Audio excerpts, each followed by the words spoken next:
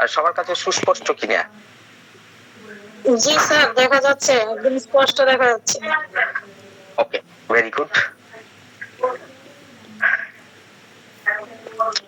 তাহলে পূর্বদিনে যে আলোচনাটা, পিডিএফটা কি আমরা পরে পাবো? হ্যাঁ অবশ্যই। আপনি ফিজিক্যালের পিডিএফটা পাননি? ফিজিক্যাল জেনারেলস এবং পার্টিকুলারের যে পিডিএফ ছিল সেই পিডিএফটা পাননি আপনি? গ্রুপে তো আপলোড করা ছিল। না, পাইনি। আচ্ছা, আজকে কেউ একটু শেয়ার করে দিয়ে আমি নিয়ে নেব। জি স্যার, একটু শেয়ার করে দিন। হ্যাঁ হ্যাঁ, শেয়ারিংটা অফ হয়ে গেছে মহিউদ্দিন ভাই, প্রেজেন্টিংটা দেখা যাচ্ছে না কেন?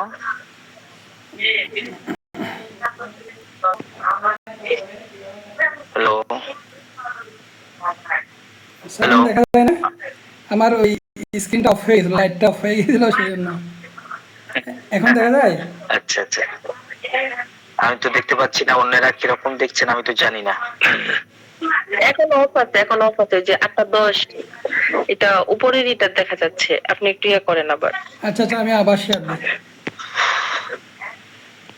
আপনি শেয়ার করে অফ না হয়ে যায়, হ্যাঁ ব্যাঘাত হবে তাহলে। জি স্যার, একটা মিনিট আমি একটু মানে ওটা একটু লক স্যার, করে না নাকি? লক না করলে বারবার অফ হয়ে যাবে।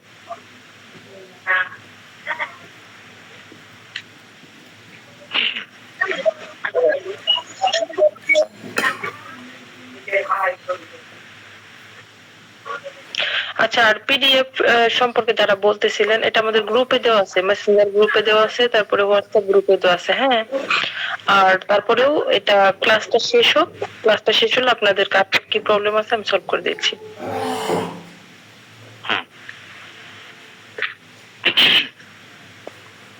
ওকে,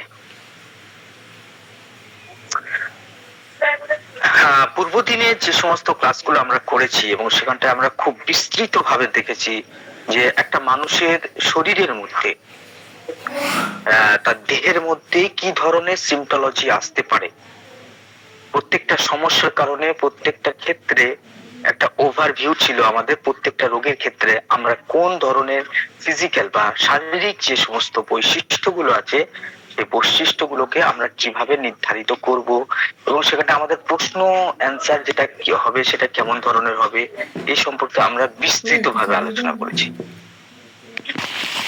তাই না? এবং আজকের সেই লেকচারেরই একটা ধারাবাহিকতা অনুযায়ী আজকে আমরা পৌঁছেছি মাইন্ড। কিন্তু মাইন্ডে বোঝা ফিজিক্যালটা যতটা সহজ ভাবে আমরা বুঝেছি, কিন্তু তার তুলনায় মানসিক সিমটমস এবং হিউম্যান মাইন্ড যে এতটা জটিল প্রকৃতির হয়ে থাকে, এতটা সূক্ষ্ম টাইপের হয়ে থাকে, এখানটায় যদি আমরা খুব ধ্যান যদি না লাগাই, আমরা যদি খুব মনোযোগ না হই, তাহলে কিন্তু আমরা কিছুই বুঝবো না। কেননা হিউম্যান মাইন্ডই হচ্ছে জটিল, আর এর পরবর্তী যত লেকচার হবে সেগুলো সবই খুবই জটিল প্রকৃতির হবে। ডক্টর হ্যানিম্যান মন মানসিকতাকে গুরুত্ব দিয়ে বলতেছেন যে মাইন্ড হচ্ছে কে সব থেকে ইম্পর্টেন্ট, মাইন্ড হচ্ছে কি মানে চাবি, মানে রোগের চাবি আপনি যদি খুঁজে পেতে চান কোথাও, তো সব থেকে বেশি গুরুত্বপূর্ণ হচ্ছে মাইন্ড। ডক্টর কেন্ট মাইন্ডকে খুবই গুরুত্ব দিয়েছেন এবং হায়ারার্কি অনুযায়ী সব থেকে উচ্চতম পাওয়ারে রেখেছে মাইন্ডকে। এবং এর পরবর্তী এর পূর্বের যে আলোচনাটা ছিল সেখানটায় দুইটা পিকচার আমি সেন্ড করেছিলাম, সেখানটা দেখেছিলাম আমাদের মাইন্ডের মধ্যে কি কি জানতে হবে। মাইন্ডকে আমরা কয়েকটা ভাগে ভাগ করেছিলাম, একটা হচ্ছে উইল, একটা হচ্ছে ইমোশন, একটা হচ্ছে আন্ডারস্ট্যান্ডিং বা ইন্টেলেকচুয়াল, একটা হচ্ছে মেমোরি, আর একটা হচ্ছে ড্রিমস। এই পাঁচটা ভাগ যদি আমরা সুস্পষ্ট ভাবে বুঝি, তাহলে শুধুমাত্র কেস টেকিং নয়, মেট্রিয়া মেডিকা স্টাডি করতে গেলে, এবং শুধু তাই নয়, বাস্তব জীবনে একটা মানুষকে কিভাবে বুঝবো এবং তার সম্ভাব্য ক্ষতিগুলো থেকে, তার দ্বারা হওয়া ক্ষতিগুলো থেকে নিজেকে কিভাবে প্রতিরোধ করব এবং সেই মানুষটার কেমন ভাবে বুঝবো বাস্তব জীবনেও, এটা আপনাদেরকে অনেক অনেক বেশি পরিমাণে কাজে দিবে। কিন্তু যদিও এর অ্যাপ্লিকেশন খুব বড়, শুধু কেস টেকিং নয়, শুধু কেস টেকিং নয়, মেট্রিয়া মেডিকা স্টাডি বাস্তব ক্ষেত্রেও আপনি এটাকে খুব সুন্দরভাবে অ্যাপ্লাই করতে পারেন, কিন্তু তার জন্য খুবই মনোযোগী হতে হবে। আমি এই কথাটা বারবার বলতেছি, খুবই মনোযোগী হওয়ার দরকার, না হলে কিন্তু মাইন্ডের একটা শব্দ পর্যন্ত বুঝতে পারবেন না।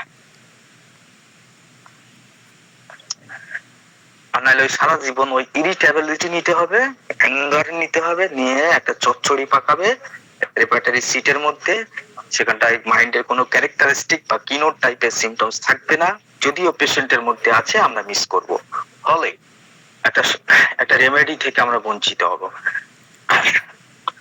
পূর্ব দিনে আমি যখন ক্লিনিকে ছিলাম তখন একটা কেস এসেছিল, এখানে ডক্টর মহিউদ্দিন আছেন আর সরি ডক্টর নাফিউ আলম ছিলেন, তিনি দেখেছেন সেই কেসের মধ্যে আমি ফিজিক্যালি একটাও ভালো সিমটমস পাইনি যার উপর প্রেসক্রিপশন রাখতে পারি।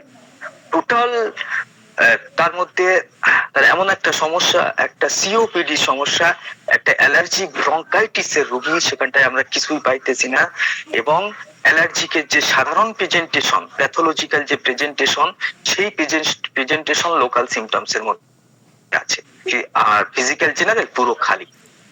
তাহলে শুধুমাত্র বেস করতে হচ্ছে তখন মাইন্ডকে, এবং সেখানটায় এক একটা প্রশ্ন করতে হয়েছে, এবং সেখানটায় পর্যবেক্ষণ ক্ষমতাকে তীক্ষ্ণ রাখতে হয়েছে। রোগীর যে কথা, কোন কথাগুলোকে গুরুত্ব দিতে হবে, কোনগুলোকে মাইনাস করতে হবে, সেগুলোকে খুব সুন্দরভাবে বুঝতে হয়েছে। তারপরে আমি লাইকোপোডিয়াম পর্যন্ত পৌঁছাতে পেরেছিলাম, যেখানটায় রোগীর একটা ছিল অ্যাংজাইটি অ্যাবাউট হেলথ, যেটা সব থেকে গুরুত্বপূর্ণ ব্যাপার ছিল, যে সে বর্তমানে আলু মানে সবকিছু আঝালো খাচ্ছে, বড় বড় মাছ মাংস যেগুলো তার খুবই প্রিয়, সেগুলোকে সে পরিত্যাগ করতেছে শুধু একটু সুস্থ থাকার জন্য, এবং একটার পর একটা ডাক্তার চেঞ্জ করছে। Anxiety about health is very important point. Second পয়েন্টে সেখানটায় যেটা ছিল, যেটা তার মধ্যে সব থেকে ছিল, hard for inferior, soft for superior, এটা মাইন্ডের একটা গুরুত্বপূর্ণ কি নোটস, যেটা তার ওয়াইফ তার গেস্টার এবং পোস্টারের দ্বারা আমাকে বুঝাইছে।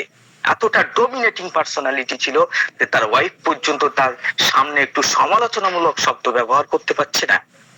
আমি তার ওয়াইফের দিকে তাকিয়ে তার সিমটমস নোট করতেছি। তো মাইন্ড ইজ ভেরি ইম্পর্টেন্ট। এই দুইটা কি নোটস, আরো কয়েকটা ব্যাপার সেখানে ছিল, সেখানটায় লাইকোপোডিয়ামের মতো আরো কয়েকটা মেন্টাল সিমটমস উপস্থিত ছিল। মোটামুটি কথা হচ্ছে মেন্টাল অ্যাসেন্সের উপরে সেখানটায় প্রেসক্রিপশন হয়েছিল লাইকোপোডিয়াম, এবং এর পরবর্তী সমস্ত সিমটমস এই মাইন্ডটাকে ক্যাচ করার পরে, যেটা লাইকোপোডিয়ামের মাইন্ড, ইয়েস, এই ধরনের আত্মবিশ্বাস, এই ধরনের তার ডগমেটিক আচরণ, তার ডমিনেটিং পার্সোনালিটি, এই ধরনের তার পরিবারের সঙ্গে সম্পর্ক, বাইরে তার এইরকম সম্পর্ক, এই মেন্টাল এসেন্সের সঙ্গে পরবর্তীকালে আমি যেটুকু ফিজিক্যাল জেনারেল পেয়েছি, সুইট ডিজায়ার, তারপরে thirstless, lycopodium also very thirstless, second grade, তো হচ্ছে থার্স্টলেস। পরবর্তীকালে সেখানটায় পাস্ট হিস্ট্রির মধ্যে একটা নেগলেক্টেড নিউমোনিয়া বা কুচিকিৎসিত নিউমোনিয়া থেকে একটা ছোট থেকে একটা রোগ আজকে 38 বছরে বয়সে ব্লুমিং হয়েছে, প্রস্ফুটিত হয়েছে, সেই রোগটাকে কন্ট্রোল করতে হবে। তো সেখানটায় নেগলেক্টেড নিউমোনিয়া ছিল, প্লাস সব থেকে গুরুত্বপূর্ণ, এবারে আমি কি ছেড়ে দিয়েছি পার্টিকুলার লেভেল, কি ছেড়ে দিয়েছি? নো। প্যাথোলজি কি ছেড়ে দিয়েছি? নো। মেন্টালও রাখতে হবে। একমুখী প্রেসক্রিপশন কখনো হোমিওপ্যাথিতে হয় না, মেন্টাল রাখতে হবে, ফিজিক্যাল জেনারেল রাখতে হবে, প্লাস পার্টিকুলার লেভেলের সিমটমস উইথ প্যাথোলজি। ডক্টর ভিতুল কাস, তিনি হচ্ছেন যে জিনিয়াস হোমিওপ্যাথি, বর্তমান বিশ্বের সব থেকে বড় জিনিয়াস হোমিওপ্যাথ। তিনি যে কোনো প্রেসক্রিপশনের মধ্যে কখনোই প্রিজুডাইস হয় না, দুইটা মাইন্ড পেয়েছি বাস ফোকাস করে একটা প্রেসক্রিপশন করবো, it is not correct way. তাহলে অরিজিনাল রাস্তাটা কি? মাইন্ডে পেতে হবে আপনাকে, জেনারেল পেতে হবে আপনাকে, যতটা সম্ভব রোগীর যেগুলো পাওয়া আছে যদি থাকে রোগীর মধ্যে, তাহলে সেটাকে ক্যাচ করতে হবে, প্লাস প্যাথোলজি অনেক ডাক্তার ইম্পর্টেন্ট দেয় না, বাট ডক্টর ভিতুল কাস সেই প্যাথোলজিকেও খুব ইম্পর্টেন্ট দেন। নেট্রাম সালফেট প্রেসক্রিপশন করছেন হিপ জয়েন্টের কেরিসের উপরে, left side of hip joint, left সাইডে হিপ জয়েন্ট আপনি খুলে দেখেন, নেট্রাম সালফ সুপার গ্রেডের মেডিসিন, আপনি সেখানে নেবেন না, আপনার প্রেসক্রিপশন কিভাবে সফল হবে? Plus heredity predisposition, natrum sulph psychotic, তো সেখান থেকে তিনি নেট্রাম সালকে প্রেসক্রিপশন করতেছেন। প্লাস কিনোট, নাট্যাম সালফের দই পছন্দ হেন তেন এই সমস্ত কিনোট সেখানটায় লাগাচ্ছেন, তাহলে pathology, physical general, mental general combination করেন, প্লাস হেরিডিটি প্রিডিসপোজিশন বা মায়াজম সবগুলোকে একত্রিত করেন, করার পরে যদি দেখেন যে মেডিসিন একদম বসে যাচ্ছে, তো আপনি সেই মেডিসিন 100% কনফিডেন্সের সঙ্গে প্রয়োগ করতে পারবেন এবং যে রেজাল্টটা আসবে সেটা হবে মাইন্ড ব্লোয়িং। শুধু 2টা সিমটমস এর উপর প্রেসক্রিপশন করে আপনারা যদি এত কাজ পান, তাহলে আপনারা ভেবে দেখুন পুরো মেডিসিনের মধ্যে যখন রোগীরা চলে আসবে, বিশেষ করে মাইন্ড সিমটমস গুলো কভার করে আসবে, তাহলে সেই মেডিসিন কতটা ডিপ অ্যাক্টিং মেডিসিন হবে, কতটা পারফেক্ট ওয়েতে সে ব্যালেন্স, ভাইটাল ফোর্সের ব্যালেন্স কে কন্ট্রোল করবে, ইউনো। তো সেই ক্ষেত্রে প্যাথোলজিক্যাল জেনারেলস যেটা ছিল ডাস্ট অ্যাগ্রাভেশনস, আপনি লাইকোপোডিয়াম খুলে দেখেন মাত্র 7টা কি 8টা মেডিসিনের মধ্যে লাইকোপোডিয়াম ডাস্ট অ্যাগ্রাভেশনের মধ্যে আসছে, অ্যালার্জেটিক কনস্টিটিউশনের মধ্যে লাইকোপোডিয়াম আছে, প্লাস তার গ্যাস্ট্রিক অ্যাফেকশন, প্লাস কিছু গ্যাসের সিমটমস যেমন হচ্ছে কি ডিস্টেনশন অফ অ্যাবডোমেন, হ্যাঁ, লোয়ার অ্যাবডোমেন, এটা তো প্রত্যেকেই জানে আমাদের জাতীয় মেডিসিন লাইকোপোডিয়াম। তো সমস্ত দিক থেকে মাইন্ড ম্যাচ করালাম, ফিজিক্যাল জেনারেল ম্যাচ হয়ে গেল, হ্যাঁ, তার অ্যাফেকশন বা অ্যাফিনিটি, রোগ প্রবণতা সেটা ম্যাচ করলো, প্লাস তার পাস হিস্টরি সেটা ম্যাচ করলো, ফের কয়েকটা মেন্টাল কিনোটস সেটা ম্যাচ করলো, দেন এই প্রেসক্রিপশন কিভাবে বলে দিতে পারে। তো শুধু একমুখী প্রেসক্রিপশন করবেন না, এই জন্য মাইন্ডকে বাদ দেওয়ার কোনো অপশন নাই, মাইন্ডকে বুঝতেই হবে, কিছু করার নাই হোমিওপ্যাথি। তো সর্বপ্রথম আমাদের জানতে হবে উইল কি। উপরে মেন্টাল জেনারেল মধ্যে আমি এর আগের দিনেও উইল সম্পর্কে আলোচনা করেছি, আজকে তো উইল সম্পর্কে বিস্তারিত ভাবে আলোচনা করব, এবং যে সিটটা পেশ করা হয়েছে এই সিটটাই কভার করতে মিনিমাম 3-4টে ক্লাস লাগবে, এতটা বিস্তৃত আলোচনা হবে, এবং পার্ট টু পার্ট আপনারা পেয়ে যাবেন, হ্যান্ড টু হ্যান্ড পেয়ে যাবেন, পিডিএফও পেয়ে যাবেন, কোনো টেনশন নেবেন না, এবং ডেসক্রিপশন বর্ণনাও শুনে নেবেন, অসুবিধা হবে না। তো আমরা যদি জিজ্ঞাসা করতে চাই, আমরা যদি জানতে চাই হোয়াট ইজ উইল, উইল মানে ইচ্ছা শক্তি, ইচ্ছা, ইচ্ছাটা কি?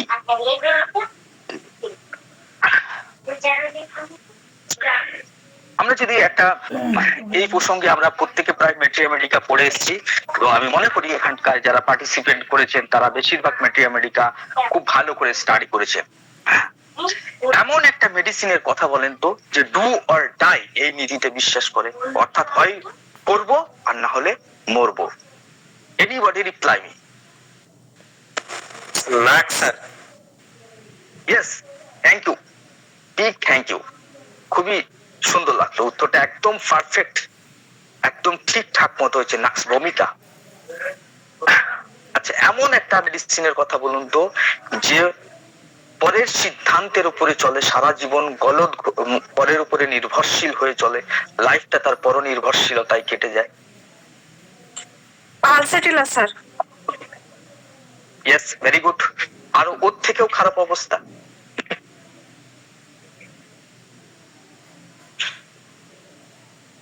বারেটা carb? Yes, thank you very much. Baryta carb, baryta কার্বের মধ্যে ইন্টেলেকচুয়ালের বিকাশ হয় না, ফলে ফলে তার মনের মধ্যে সেই ধরনের দৃঢ়তা থাকে না, তার মনের মধ্যে সেই ধরনের সংকল্প, সেই ধরনের ইচ্ছা শক্তি ক্রিয়েট করতেই পারে না, তার ব্রেনই তো কমজোর, তার সমস্ত কিছু আনডেভেলপমেন্ট অবস্থায় থাকে, বিশেষ করে ইন্টেলেকচুয়ালি ভাবে সে খুবই দুর্বল থাকে এবং তার ইচ্ছা শক্তির মৃত্যু ঘটে। ওই জন্য সারা জীবন সে যদি সে বিয়েও করতে, মানে সে যদি মনে হয় অন্য কোনো, মানে যদি সে পেশাব করতেও চায়, মনে হয় মাকে বলে যায় যে মা পেশাব করতে যাচ্ছি। 33-34 ইয়ার্সের একজন রোগী আমার কাছে আছে, যার হচ্ছে কি সে যদি একটু মার্কেটেও যায়, তো মার্কেটে গিয়ে সে কি কিনবে, আর যদি একটা তার আব্বা এখনো পর্যন্ত তার ইনার, মানে অর্থাৎ ভেতরে যেগুলো পড়ে সেগুলো কিনে দেয়, তাহলে চিন্তা করে দেখুন এই ব্যক্তিটা কতটা মাতৃ নির্ভরশীল, পিতৃ নির্ভরশীল ব্যক্তি। এরকম সোসাইটির মধ্যে অনেক মানুষ আছে, আমরা দেখি। তো আমরা অ্যানালাইসিস করি, আমরা যদি চিন্তা করি, দেখেন মেডিসিন নাক্স ভূমিকা, মেডিসিন বাড়াইটা কার, দুইটাকে পাশে রেখে চিন্তা করেন what is the difference between this medicine. নাক্স ভূমিকার কি অগাধ পরিমাণে উইল পাওয়ার, ইচ্ছা শক্তি, টু অর ডাই। ইয়েস, এই যে মানসিক দৃঢ়তা, দেখেন মেডিসিন আপনারা দেখেন, নাক্স ভূমিকা আপনারাই বললেন, তো নাক্স ভূমিকার মেডিসিনকে অ্যানালাইসিস করে ওর ভিতরে একটু ঢোকার চেষ্টা করেন এবং try to understand the mind of নাক্স ভূমিকা। নাক্স ভূমিকার মাইন্ডটাকে বোঝার চেষ্টা করেন, সে কতটা দৃঢ় সংকল্প ব্যক্তি, তার মানসিক দৃঢ়তা কতটুকু, তার সিদ্ধান্ত গ্রহণের ক্ষমতা কতটুকু, সে প্রতিকূল পরিবেশে কিভাবে নিজেকে নিয়ন্ত্রিত করে, আত্মনিয়ন্ত্রণের ক্ষমতা কতটুকু, আত্মনিয়ন্ত্রণ।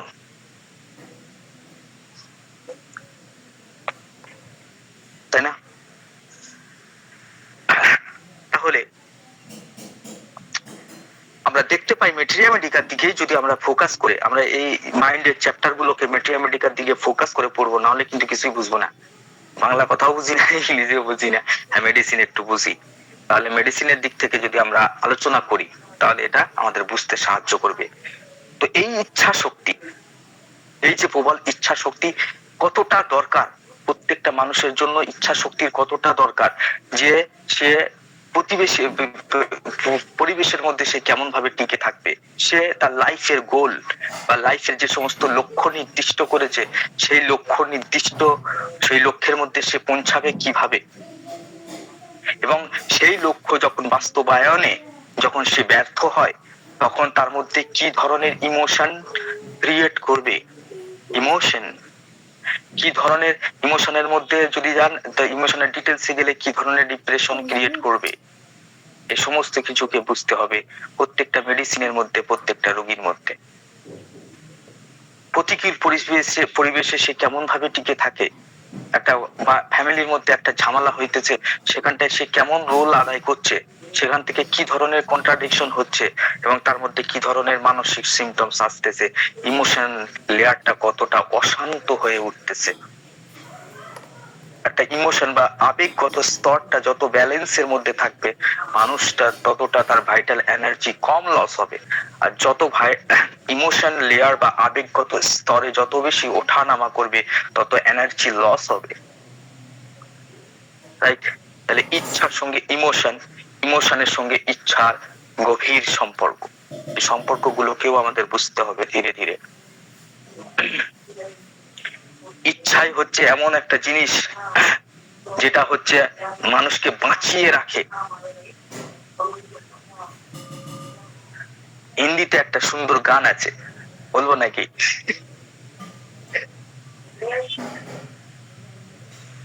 जी सर, देर किस बात का? বলুন স্যার। হ্যাঁ, তো গানটা সে আপনারা এত বেশি বলুন বলেছেন, আমি নার্ভাস হয়ে পড়েছি, ভুলে গেছি। যাই হোক,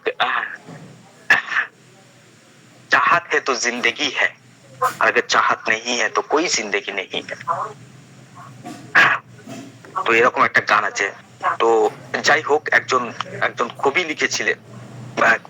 লিখেছিলেন, যদি আমাদের মধ্যে ইচ্ছা শক্তির মৃত্যু ঘটে আমরা কিন্তু বেঁচে আর থাকতে পারবো না মাথাটাই, তখন জীবনের প্রতি আমরা একদম বিস্তৃত হয়ে পড়বো, আমাদের কোনো ইন্টারেস্টিং থাকবে না। এই চাহাতের উপরেই, অর্থাৎ ইচ্ছার উপরেই দুনিয়া টিকে আছে। এই দুনিয়া জাহানের টিকে আছে মানুষের অদম্য ইচ্ছা আকাঙ্ক্ষার উপরে এই দুনিয়া পরিচালিত হইতেছে। ইচ্ছা নেই তো কিছুই নাই। ইচ্ছা শক্তি কতটুকু গুরুত্বপূর্ণ ভূমিকা গ্রহণ করতে পারে, রোগ প্রডিউস করার কতটুকু ক্ষমতা সৃষ্টি করতে পারে, ভাইটাল এনার্জিকে কতটা নষ্ট করতে পারে, অনেক কিছুই করতে পারে ইচ্ছা। তাই ইচ্ছাকে জানাটা খুবই গুরুত্বপূর্ণ। বিশেষ করে ইচ্ছা শক্তির জোরেই একটা মানুষ ছোটবেলা থেকে খুব পরিশ্রম করে, একটা গরিব রিক্সা চালকের ছেলে, সে অনেক চেষ্টা করে প্রতিকূল পরিবেশের মধ্যে তার প্রবল ইচ্ছা শক্তির জোরে সে আস্তে আস্তে মাধ্যমিক, উচ্চ মাধ্যমিক এই সমস্ত পরীক্ষাগুলোকে পার করে মেডিকেল বা ইঞ্জিনিয়ার লাইনের মধ্যে প্রবেশ করে সে একটা গুরুত্বপূর্ণ, একটা ভালো একটা লাইফ পাচ্ছে, ভালো একটা লাইফ স্টাইল পাচ্ছে, জীবনযাত্রার মান উন্নত করছে। তো জীবনযাত্রার মান ও ইচ্ছা শক্তির উপরে ডিপেন্ডেন্ট, যে আপনার জীবনযাত্রা, ইয়েস, আপনার জীবনযাত্রার কোয়ালিটি কেমন হবে আপনার ইচ্ছা শক্তির উপর ডিপেন্ডেন্ট। তো আমরা আমরা যদি মেডিসিন গুলোর দিকে তাকাই তাহলে আমরা প্রত্যেকেই বুঝতে পারছি যে উইল কতটা গুরুত্বপূর্ণ। এখানটা আমি উইলের ব্যাপারে, ডাইরেক্ট উইলের ব্যাপারে আলোচনা করছি। উইলের অনেক পার্ট আছে, যেমন ইচ্ছা এবং অনিচ্ছা, সেগুলো ডিজায়ার বা অ্যাভারশন বা ক্রেভিং, সেগুলো আমি পরে আলোচনা করব। ডাইরেক্ট উইলের উপরে আমরা যদি জানতে চাই, প্রত্যেকটা মেডিসিনকে বা ব্যক্তিকে বুঝতে চাই, তাহলে ডাইরেক্ট উইলকে আমরা কয়েকটা ভাগে ভাগ করতে পারি। একটা হচ্ছে স্ট্রং উইল, যাদের মধ্যে খুবই দৃঢ় ইচ্ছা শক্তি থাকে, দৃঢ় মনোবল, এবং ইচ্ছা শক্তি তার এতটাই দৃঢ়তার সাথে সে ধারণ করে যে অটোমেটিকলি তার মধ্যে একটা আত্মবিশ্বাস, নিজের প্রতি একটা বিশ্বাস, তার ইচ্ছার পাওয়ার দেখে সে নিজেই নিজের প্রতি বিশ্বাস থাকে যে yes I can do this, আমি এটা করতেই পারবো, আমার পক্ষে এটা কোনো অসম্ভব কাজ না, ইজি ব্যাপার, ইজি টাস্ক।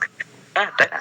তো আত্মবিশ্বাস অর্জন হয় ইচ্ছা থেকে, এবং বাধা বিপত্তিকে কতটুকু সে কাটাতে পারে, সেখানটায় সে কতটুকু ইমোশনাল হবে, ইরিটেশন হবে বা আবেগী হবে, সেটাও নির্ভর করে তার ইচ্ছা শক্তির উপরে। স্ট্রং উইল পাওয়ার যাদের আছে তারা কিন্তু মানসিক ভাবে সবসময় অনেকটা স্টেবল থাকে এবং তার আবেগগুলো অনেকটা স্থির ভাবে থাকে।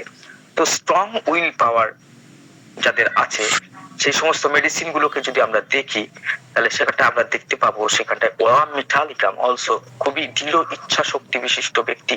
ওরাম মেটালিকাম জীবন সংগ্রামে কখনোই হারতে চায় না, কিন্তু অপরদিকে এতটা ইচ্ছা শক্তির কারণে একটা সময় তার ইচ্ছাগুলো আর থাকে না, শেষ হয়ে যায়, মরে যায়, তখন সে আবার সুইসাইডাল টেন্ডেন্সি যুক্ত ব্যক্তি হয়ে ওঠে।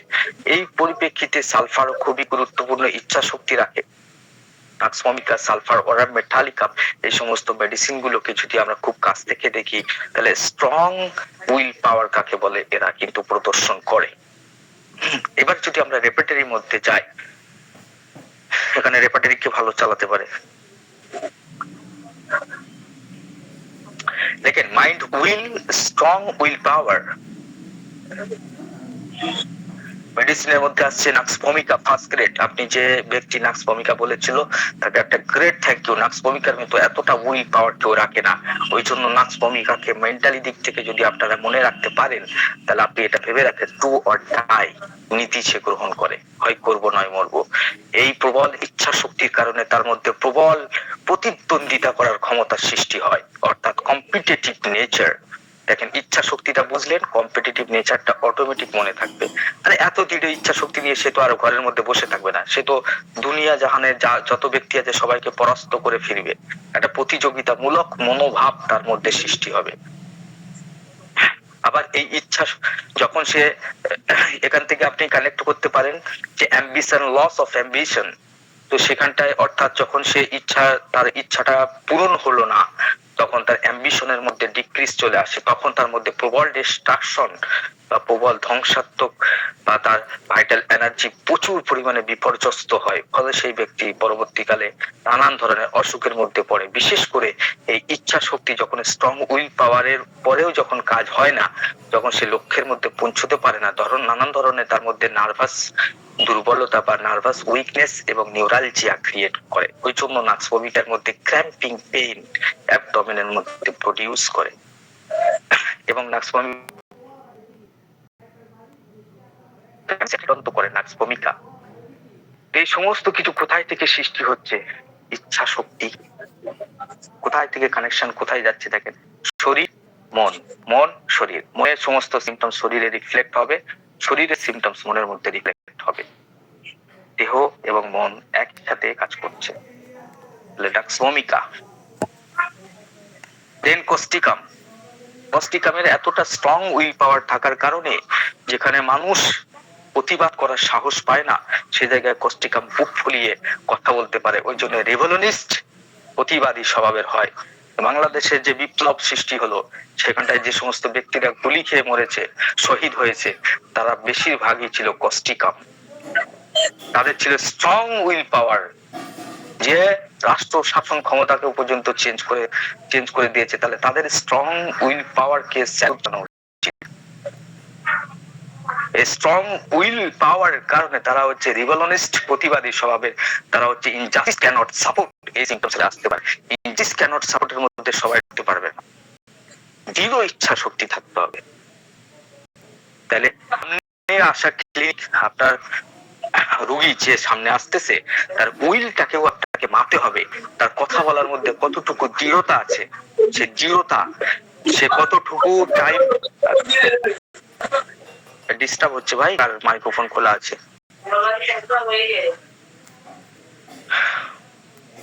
আচ্ছা, এই স্ট্রং উইল পাওয়ারের কারণেই তারা কিন্তু কি বলতে চাচ্ছিলাম, লাইন খুব ডিপ আলোচনা, তো আপনারা প্লিজ মাইক্রোফোন গুলো অফ করে রাখবেন। একবার লাইন ছেড়ে গেলে শুরু করতে গেলে ওখানেই 2 মিনিট চলে যায়।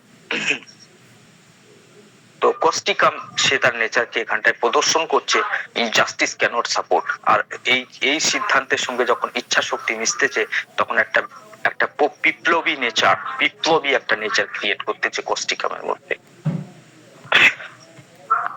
রাইট? এই স্ট্রং উইল পাওয়ারের কারণে তার মধ্যে সিদ্ধান্ত নেওয়ার ক্ষমতা দুর্দান্ত,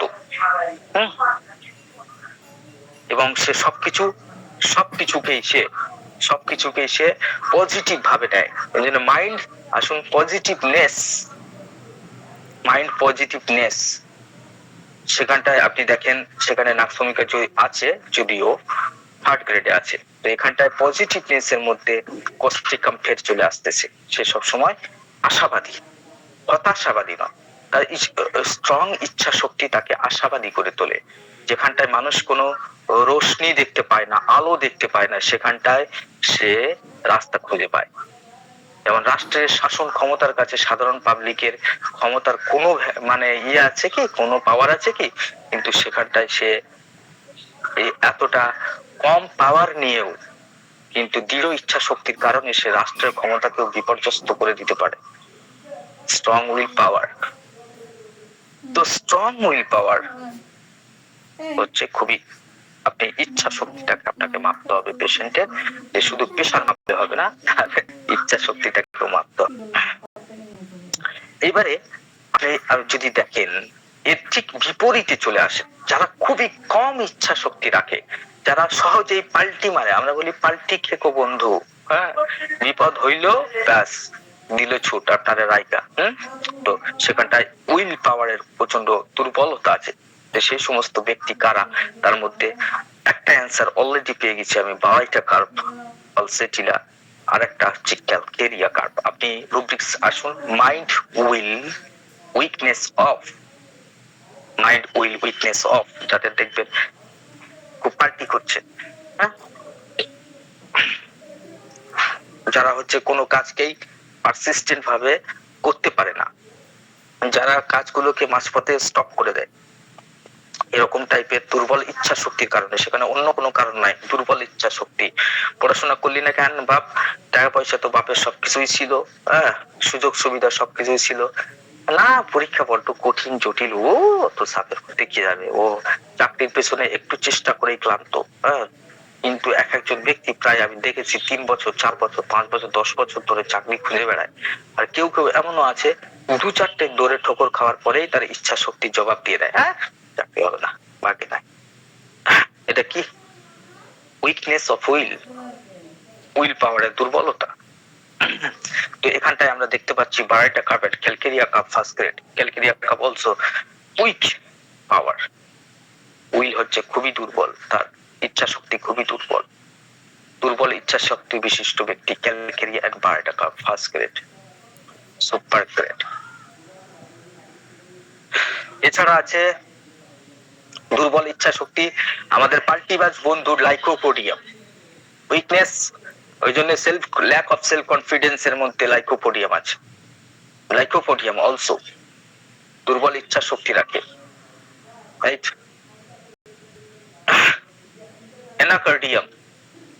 অ্যানাকার্ডিয়ামে খুব দুর্বল ইচ্ছা শক্তি, এতটাই দুর্বল ইচ্ছা শক্তি একই সময় 2টা চিন্তা তার মাথায় মাসে, করবো কি করবো না, পালাবো কি পালাবো না। তো এই যে two wills sensation as if, rubrics এর মধ্যে আসেন, mind will two wills sensation as if he had, অর্থাৎ he had two wills sensation as if, অর্থাৎ তার জন্য 2টাই ইচ্ছা, এটা করবি না ওটা করবি, কোনটা করবি ভাই, তো 2টাই করবো। আমাদের একটা জোকস এই সম্পর্কে বলে নি, কারণ আমাদের এখানটায় গ্রাম বাংলার মধ্যে পান্তা খাওয়ার অভ্যেস আছে, রাইট? তো তো ক্ষেতের মধ্যে যখন যায় তখন গৃহস্থের বাড়ি থেকে পান্তা খাওয়ার জন্য তাকে আমন্ত্রণ জানানো হয়। তো অনেকেই পান্তা পছন্দ করে না, মুড়ি টুড়ি এ সমস্ত খায়। তো একজনকে জিজ্ঞাসা করতেছে, ভাই তুই পান্তা খাবি না মুড়ি খাবি? অনেকক্ষণ চিন্তা ভাবনা করে মানে তার ভাবতে অনেকটা সময় দিয়েছে, স্থির করতে পারছে না যে কোনটা খাওয়া যায়। হ্যাঁ, তো বলছে পান্তা খেয়ে আর মুড়ি খাবো, বুঝছেন না, সে দুটোতেই আছে। তো অ্যানাকার্ডিয়ামের মধ্যে একটা অদ্ভুত অবস্থা ক্রিয়েট করে, two will sensation, as if অর্থাৎ তার দুইটা ইচ্ছা, ভালো করবো মন্দ করবো, চুরি করবো না করবো না, সব দিকেই তার মধ্যে একটা দ্বিধাগ্রস্ত অবস্থা, এই উইল পাওয়ারের ল্যাকিংস এর কারণে। তাহলে আমরা জানি উইল পাওয়ার দুর্বল হলে আমরা সিদ্ধান্ত গ্রহণের ক্ষমতা কমে যাবে, ইররেজুলেশন ক্রিয়েট করবে। তাই খুব ভালো করে দেখতে হবে যে উইল পাওয়ারটা কমজোর কিনা এবং সেই কারণে ইররেজুলেশন ক্রিয়েট করছে কিনা। অ্যানাকার্ডিয়াম দুটোতেই আছে। এখানে ল্যাক অফ সেলফ কনফিডেন্স এর মধ্যে শুধু আমরা লাইকোপোডিয়ামকে ভাবি, শুধু আমরা সাইলেসিয়াকে ভাবি, কিন্তু আমাদের ভাবা উচিত অ্যানাকার্ডিয়ামও প্রচন্ড পরিমাণে ল্যাক অফ সেলফ কনফিডেন্স এর মধ্যে আছে, সে প্রচন্ড পরিমাণে সিদ্ধান্তহীনতায় ভোগে। কেন? তার lack of will power. Anacardium একটা অদ্ভুত অবস্থা, সেখানটায় সে দ্বিধাগ্রস্ত, তার মধ্যে দুইটাই উইল খুব স্ট্রং ভাবে আসে, দুই রকম ইচ্ছাই তার মনের মধ্যে ক্রিয়েট করে। এই প্রসঙ্গে ল্যাকেসিস ও টু উইল পাওয়ার, আমি কোনোদিন এই জিনিসটা দেখি ল্যাকেসিস এর মধ্যে। তো যাই হোক,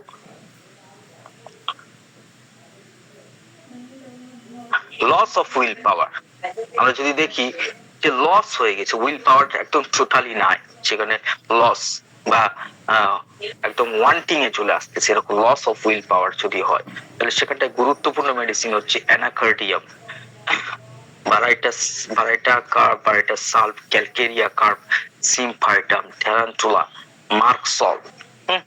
এদের উইল পাওয়ার খুবই কমে যায়, লস অফ উইল পাওয়ার এর মধ্যে এরা আসে। তো আপনার যদি মনে হয় যে পেশেন্টের উইল পাওয়ার যথেষ্ট নয়, ল্যাক অফ উইল পাওয়ার আছে, হ্যাঁ ল্যাক আছে, উইল পাওয়ার ল্যাক আছে, তাহলে সেক্ষেত্রে এই মেডিসিনটা খুবই গুরুত্বপূর্ণ মেডিসিন। এই সমস্ত মেডিসিন গুলোকে বুঝতে হবে, মেডিকেল স্টাডি করার সময়ও এগুলোকে ধ্যান দিয়ে পড়তে হবে এবং কার্যকরণ ব্যাখ্যাটাকে, মাইন্ডের যে সমস্ত রিলেশন, উইলের সঙ্গে ইমোশনের যে সম্পর্ক, সেটাকে বুঝতে হবে। রাইট?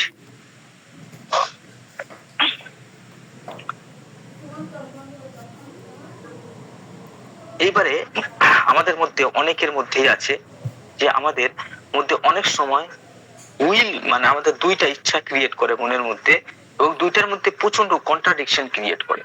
এক মন বলে এটা করলে হবে, এক মন করে এটা করলে হবে না, এরকম ধরনের একটা কন্ট্রাডিকশন বা একটা দ্বিধাগ্রস্ত, মানে সেখানটায় উইল পাওয়ারের মধ্যে দ্বন্দ্বের সৃষ্টি হচ্ছে, মনের মধ্যে ইচ্ছা শক্তিগুলো ঠিক প্রপার ওয়েতে হচ্ছে না, দুইটা ইচ্ছা জন্ম নিচ্ছে, এটা করবো না এটা করবো, এরকম একটা সিচুয়েশনে পৌঁছাচ্ছে, সেখানটাও anacardium, contradiction of will.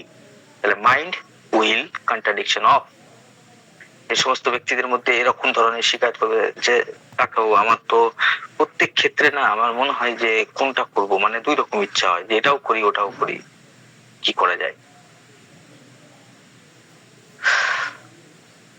Conflict will of the, এখানেও কি আপনারা বুঝতে পারেন সে একই সিমটমস এর মধ্যে চলে আসবেন, উইল কন্ট্রাডিকশন অফ।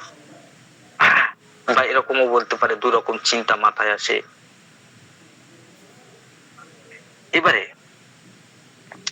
কিছু কিছু ব্যক্তি আছে, এবার একটা কুইজ, কিছু কিছু ব্যক্তি আছে যাদের মনের মধ্যে ইচ্ছা অন্য কিছু, তাদের মনের মধ্যে সংকল্প অন্য কিছু, যারা জীবনে অনেক অন্য কিছু হইতে চায়, কিন্তু তাকে চেপে চুপে তার যে ইন্টেনশন আছে, মাইন্ডের যে ইচ্ছা আছে, সেই ইচ্ছার অপোজিটে সে গিয়ে কাজ করতেছে, সেই ইচ্ছা শক্তিকে, সে তার মনের মধ্যে ইচ্ছাকে চেপে রেখে সে অন্যরকম ভাবে কাজ করতেছে, অর্থাৎ তার ইচ্ছাকে অবদমিত করা হচ্ছে, সাপ্রেশন করা হচ্ছে।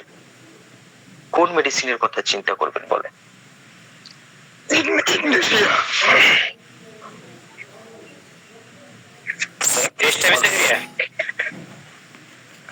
আরো ট্রাই করেন। স্যার স্টেফিসিগ্রিয়া, স্ট্যাফিসাগ্রিয়া, ওকে। স্ট্যাফিসাগ্রি এগুলো আছে, কিন্তু ব্যাপারটা আমি বুঝতে পারি নাই। আমি আরেকটু বোঝাই। Undertaking things oppose to his intention, আর যে মনের মধ্যে যে ইচ্ছা, সেই ইচ্ছার অপোজিট জিনিসগুলোকে সে চয়েস করে বা সেগুলোকে সে গ্রহণ করে। স্মেল অর্থাৎ no। তো খুবই সহজ, আপনারা খুঁজেন, বা অ্যান্টাগনিজম উইথ হারসেলফ বলা যায়, অর্থাৎ নিজেকে নিজেই বিরোধিতা করে, নিজের ইচ্ছার উইল গুলোকে সে নিজেই বিরোধিতা করে। তো আপনারা প্লিজ রেপার্টারির মধ্যে চলে আসেন। Mind undertaking things oppose to his intention.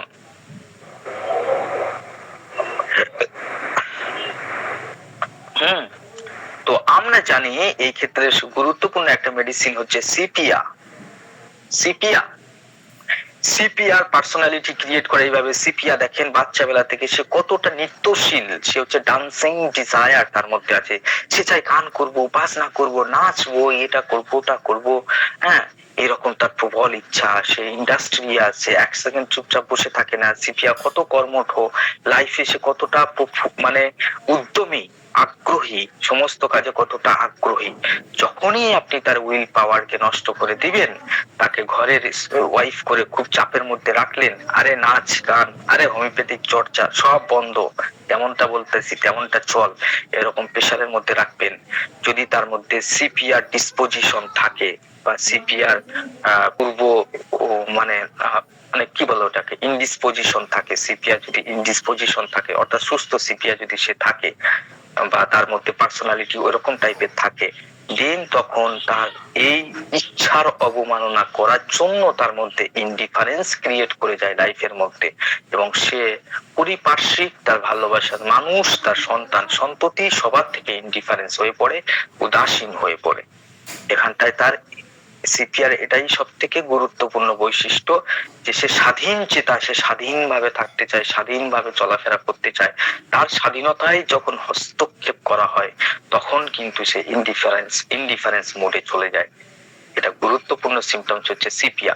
তো সিপিয়া মন না চাইতেও সেই কাজটা করে, যেটা মানে মন না চাইতেও সে কাজ করে, তার মন চায় না, তার ইচ্ছা সেরকম নয়, কিন্তু তারপরে সে করতে বাধ্য হইতেছে। এই সিচুয়েশনের মধ্যে গেলে সিপিআর পার্সোনালিটি খুব তাড়াতাড়ি ডেভেলপমেন্ট করে। Sepia, phosphorus and agaricus. তো রুব্রিক্সটা হচ্ছে mind undertaking thing oppose to his intention, কিছুক্ষণ পরে লাইট কমে যায় না, রাইট? তখন একটু করে এদিকে টাচ করা একবার দেখাই আমি একটু শুনে। আমি জানি দেখেছি আমি।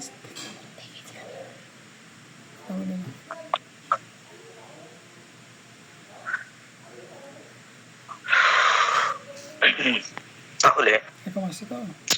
এই পর্যন্ত আমরা আলোচনা করলাম যে শক্তিশালী ইচ্ছা শক্তি, স্ট্রং উইল পাওয়ার কোন মেডিসিন গুলো আসতে পারে, দুর্বল ইচ্ছা শক্তি কাদের, বারেটা কাপ, সাইলেসিয়া, পালসেটিলা। এবারে বিকৃত ইচ্ছা শক্তি। কখনো কখনো ইচ্ছা শক্তির মধ্যে বিকৃতি ভাব চলে আসে।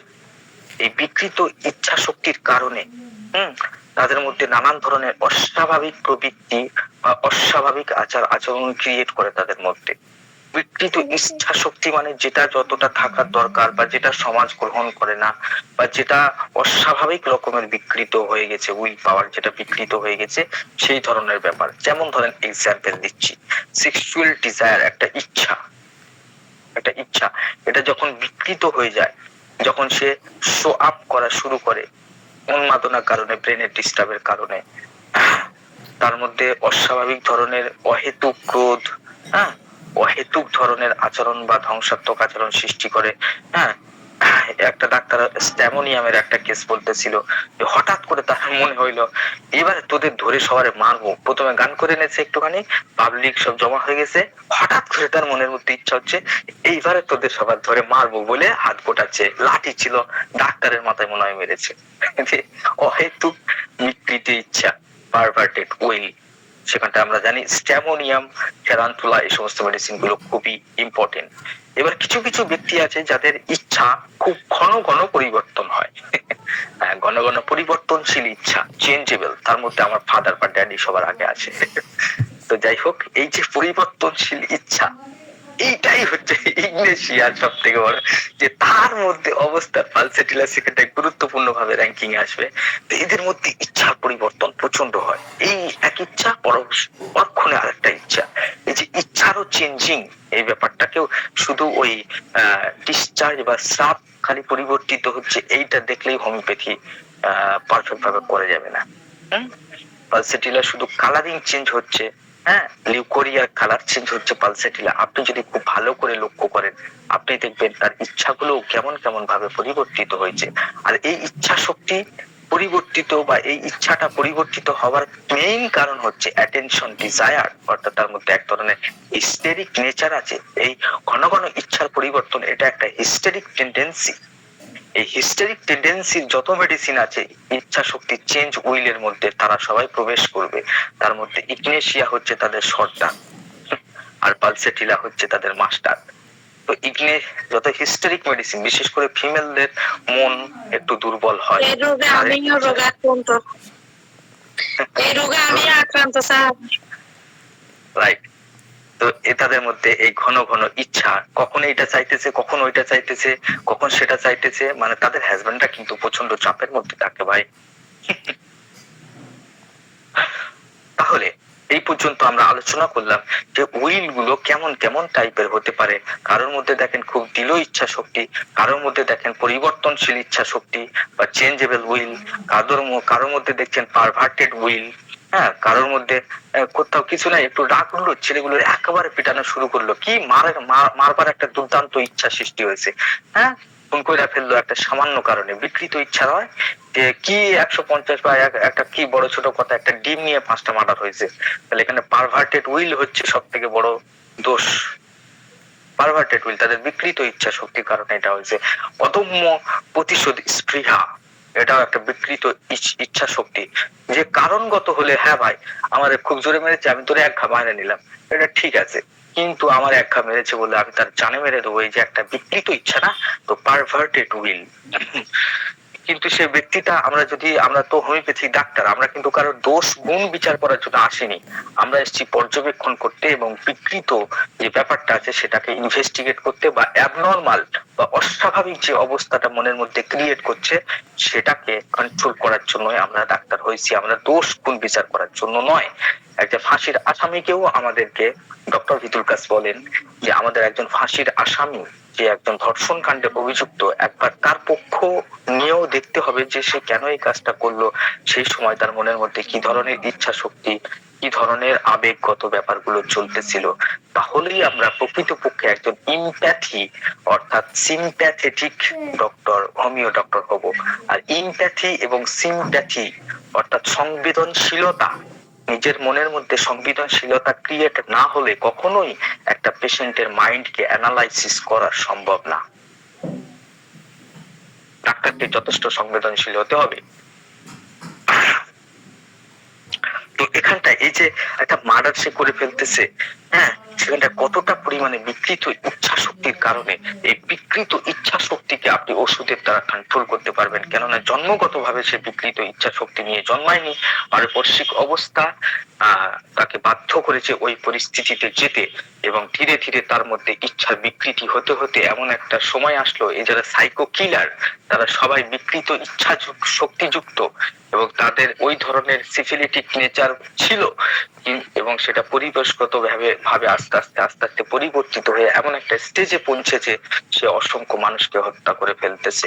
এই যে বিকৃত বা পারভার্টেড উইল, এটাকে আপনি ওষুধের দ্বারা কন্ট্রোল করতে পারেন। সেক্ষেত্রে আপনাদের গুরুত্বপূর্ণ মেডিসিন হয়ে উঠবে হায়োসিয়ামস, স্ট্যামোনিয়াম, ট্যারান্টুলা হিপ, টিউবাকুলিনাম, মেডোয়াইনাম, এই সমস্ত মেডিসিন গুলো তখন তাদের এই বিকৃত ইচ্ছা শক্তিকে, বিশেষ করে মেডোরাইনামের মধ্যে দেখেন কি পরিমাণে তার মধ্যে ইন্টেন্সিটি ডেভেলপ করে, তার উইল পাওয়ার এত শক্তিশালী হয়, ইন্টেন্সিটির সাথে প্রকাশিত হয়, খুবই হাই ইন্টেন্সিটি সে নিজেকে প্রকাশিত করে। সেখানটায় এক ধরনের তার মধ্যে কি একটা ব্যাপার আছে, সেখানটায় সে কাজের প্রতি খুবই উদ্যমী হয়ে ওঠে, হয় সে একদম পুরো সুপার পাওয়ারে থাকবে না একদম লোয়ার পাওয়ারে থাকবে। এই একটা মেডোরাইনামের একটা গুরুত্বপূর্ণ বৈশিষ্ট্য যে সে খুবই প্যাশনেট। ইয়েস, এই শব্দটাই ভুলে যাচ্ছিলাম। সে খুবই প্যাশনেট। প্যাশনেট মানে কি? অদম্য ইচ্ছা শক্তি, খুবই প্যাশনেট। সে যদি প্রাণী জগৎ, সে যদি ভালোবাসা শুরু করে তো হাঁস মুরগি হেন তেন যা জীব জন্তু আছে তাদের এত ভালোবাসবে, আপনি দেখে অবাক হয়ে যাবেন যে এর যে খুবই খুবই হচ্ছে গিয়ে প্রাণীদের খুবই মমতা স্নেহ ভালোবাসে। আবার যদি সে ক্রুয়েলিটির মধ্যে যায় তো দেখবেন এক একটা বাচ্চা আছে অকারণে কুকুর বিড়াল গুলো রাস্তা ধরে অযথাই পেটাই করতেছে, হ্যাঁ, গাছপালাগুলো অযথাই ভাঙতেছে, হ্যাঁ, দুর্দমনীয় হয়ে ওঠে। সে হচ্ছে ইন্টেন্সিটি। সে কখনো স্টেবল কন্ডিশন হয় ইন্টেন্সিটিতে থাকবে, নয় খুব উপরে থাকবে, হয় হাইয়ে থাকবে, নয় লোয়ে থাকবে। এই মাঝের স্তরে একটা ন্যাচুরাল বা স্টেবল অবস্থা, এই স্টেবল অবস্থার মধ্যে মেডোরাইনাম আসতে পারে না। একটা অদ্ভুত মেডিসিন মেডোরাইনাম। তো এই সমস্ত ব্যাপারগুলোকে খুব গভীরভাবে রোগীর মধ্যে পর্যবেক্ষণ করতে হবে। কিন্তু প্রশ্ন হচ্ছে কি প্রশ্ন করব, বললে আমরা ইচ্ছা শক্তি ব্যাপারে জানতে পারবো। সেই প্রশ্নগুলোই হচ্ছে গুরুত্বপূর্ণ। প্রথম হচ্ছে কি, আপনার যদি পেশেন্টকে ইনভেস্টিগেশন করতে হয় তার উইল পাওয়ার জানার জন্য, তাহলে আপনাকে তীক্ষ্ণ পর্যবেক্ষণশীল হতে হবে। তার শরীরের সমস্ত ভাষা, শরীরের ভাষাকে বুঝতে হবে। গেস্টার এবং পোশ্চার এ সম্পর্কেও ক্লাস আছে, গেস্টার পোশ্চার মিস করবেন না। তার আত্মবিশ্বাস, তার চোখের চাউনি, তার কথা বলার ভঙ্গিমা, ধরন, এগুলো সবকিছু পর্যবেক্ষণ করতে হবে। সে কতটা দৃঢ়তার সাথে কথা বলতেছে, না একদম মেলমেলে ভাবে বলতেছে, সেগুলো বুঝতে হবে। এবং এবং সিদ্ধান্ত গ্রহণের ব্যাপারে সে কেমন, সেটাকেও আপনি ক্লিনিকে বসে যাচাই করতে পারবেন।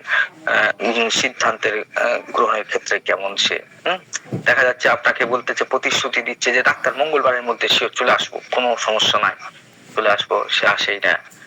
ডাক্তার এই এই যে পরহেজ গুলো আপনি বলতেছেন এইগুলো খাবেন না, ওকে ঠিক আছে আমি এগুলো মানবো, কিন্তু দেখা গেলো একটাও মানতে পারলো না, সে একটাও সে মানতে পারলো না।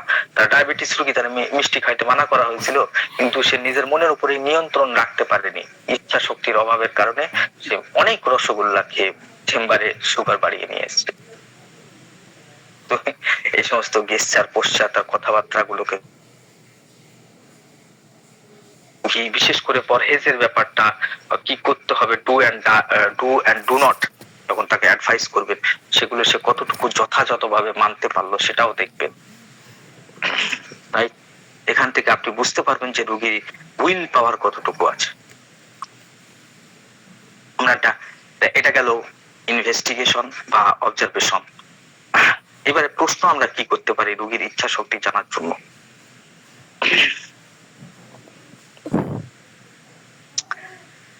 প্রথম প্রশ্ন করবেন যে কোনো একটা লক্ষ্য, ধরেন আপনি তো মাধ্যমিক উচ্চ মাধ্যমিক বা আপনি জীবনে যে কাজটা করছেন সেই কাজটা করতে আপনি সেই কাজটা কত বছর ধরে করছেন, বা কোনো একটা লক্ষ্য পূরণ করতে যে আপনি সেখানটায় সে কতটুকু ধৈর্য ধরে থাকতে পারছে, এই ব্যাপারটাকে তাকে জিজ্ঞেস করতে হবে। যে আপনার সামনে কি কি গোল আছে, আপনার লাইফে কি কি গোল আছে, সেগুলো অ্যাচিভ করতে গিয়ে আপনি কতটুকু ধৈর্য ধরেছিলেন। যাদের ধৈর্য বেশি তাদের ইচ্ছা শক্তি বেশি। ইমপেশেন্ট, যদি পেশেন্ট দেখেন খুবই ইমপেশেন্ট, খুবই অস্থির প্রবণতার ব্যক্তি, অস্থিরতায় ভোগে, হ্যাঁ অস্থির, তাদের মধ্যে ইচ্ছা শক্তি কম আছে। তো লক্ষ্য পূরণের ক্ষেত্রে জীবনের যে সমস্ত গোল আছে সেগুলো অ্যাচিভ করার ক্ষেত্রে সে কতটা ধৈর্য রেখে চলেছে, এটা ইনভেস্টিগেশন করেন, এটা তার পাস্টের লাইফ থেকে জানার চেষ্টা করেন। এবং অবশ্যই অবশ্যই রোগীকে জিজ্ঞাসা করেন যে সে কি সহজে হতাশ হয়ে পড়ে, সে যে একটু চাপ সে নিলেই কি হতাশ হয়ে পড়ে। ইচ্ছা শক্তি বিশিষ্ট ব্যক্তি, মোটামুটি ইচ্ছা শক্তি বিশিষ্ট ব্যক্তি পরিস্থিতিতে, যে কোনো প্রতিকূল পরিস্থিতিতে সে হতাশ হয়ে পড়ে না, সে সবসময় আশাবাদী থাকে। স্ট্রং উইল পাওয়ার মানে পজিটিভনেস তার মধ্যে সে খুবই আশাবাদী। আর low will power, lack of self confidence যাদের আছে তারা সবসময় হতাশার দিকে থাকে। কিছু একটা ঘটনা ঘটলো সেটাকে সে নেগেটিভ ভাবে বিশ্লেষণ করবে, কেন তার ইচ্ছা শক্তি খুবই কম। তাহলে আমাদের এটাকে জানতে গেলে যে আপনি কি সহজে হতাশ হয়ে পড়েন,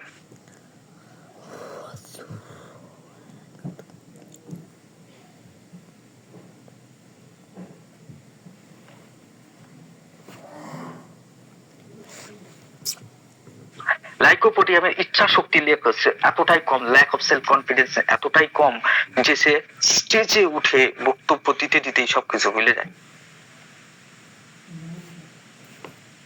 সে এতটাই ল্যাক অফ সেলফ কনফিডেন্সে বিয়ে করতেও ভয় পায়, ম্যারেজ করতেও ভয় পায়, শুধু গার্লফ্রেন্ডকে সময় পর সময় দিতে থাকে। তার ইচ্ছা শক্তি এতটাই দুর্বল হয়ে পড়ে, সে ভাবে যে লাইফে কোনো কাজই সে ঠিকভাবে করতে পারবে না। তার ইচ্ছা শক্তির বহর দেখে তার নিজের মধ্যেই সেলফ যায় যে এ কাজ আমার দ্বারা না। তাই বলে যে না এটা করতে পারবো না, ওটা করতে পারবো না, এটা নিতে পারবো না। বিশেষ করে নতুন পরিস্থিতি, নতুন লোক, নতুন পরিস্থিতি, নতুন পরীক্ষা, নতুন কিছু সে নেওয়ার ক্ষমতা রাখে না। এতটাই ল্যাক অফ সেলফ কনফিডেন্স তার মধ্যে থাকে। আর এর কারণ হচ্ছে will power, lack of will power. তাহলে সে কি সহজে হতাশ হয়ে পড়ে? এই প্রশ্নটা অবশ্যই করার। তার ধৈর্যটা কেমন? প্রত্যেক কাজের ক্ষেত্রে তার ধৈর্য কেমন? এটা অবশ্যই জিজ্ঞাসা করলে আপনারা উইল পাওয়ার সম্পর্কে জানতে পারবেন।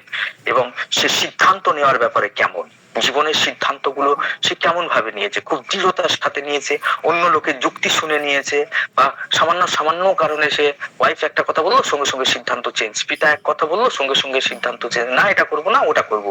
আবার প্রতিবেশী বা বন্ধু একটা কথা বললো সঙ্গে সঙ্গে সিদ্ধান্ত চেঞ্জ। তো সিদ্ধান্ত নেওয়ার ব্যাপারে আপনি কেমন, প্রশ্নটা অবশ্যই করবেন। তাহলে সিদ্ধান্ত নেওয়ার ব্যাপারে আপনি কেমন? ধৈর্য ধরার ক্ষেত্রে যে সমস্ত কঠিন পরিস্থিতি আছে সেই সমস্ত পরিস্থিতিতে আপনি ধৈর্য ধারণ করার ক্ষেত্রে কেমনটা? আপনি কি সহজেই কি হতাশ হয়ে পড়েন? আপনি কি সহজেই কষ্টের মধ্যে পড়ে যান? এই প্রশ্নগুলো করলেও আপনি অনেক কিছু রোগীর মুখ থেকে শুনতে পাবেন, সেগুলো আপনার উইল পাওয়ার বুঝতে সুবিধা করবে।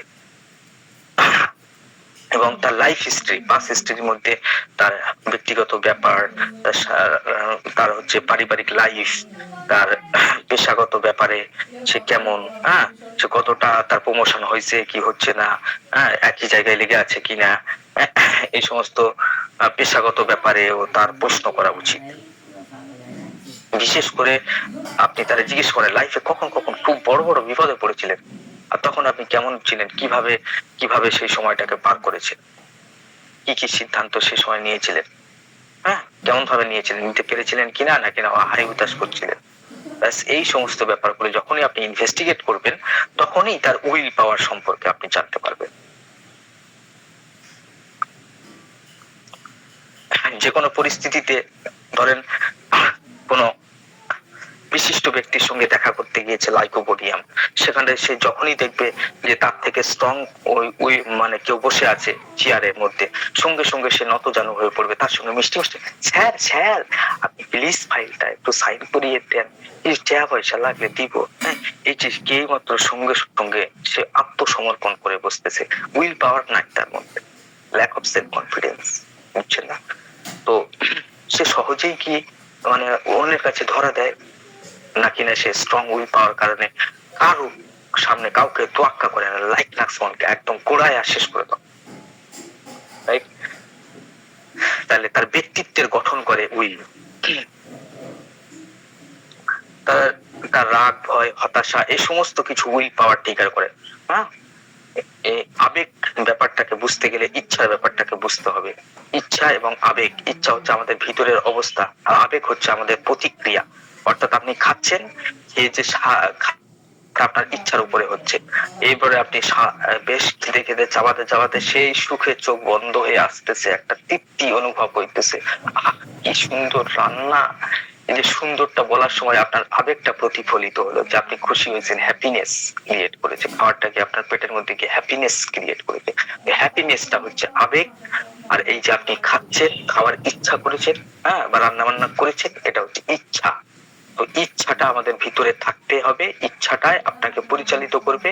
আর আবেগ হচ্ছে আপনার রিফ্লেকশন, এই যে হ্যাপিনেস, এই আপনার মুখ চোখ দেখেই রান্নি বুঝে যাবে দারুণ রান্না হয়েছে, বা আপনি যে এমন মুখ সিটকাচ্ছেন, এসব খায় নাকি, তো এই যে মুখ সিটকাচ্ছেন, এটা হচ্ছে আবেগ, আপনার ভালো লাগেনি, আপনি এখানটায় কি মানে আফসোস করছেন খেয়ে, তো আফসোস, এটা হচ্ছে আবেগ।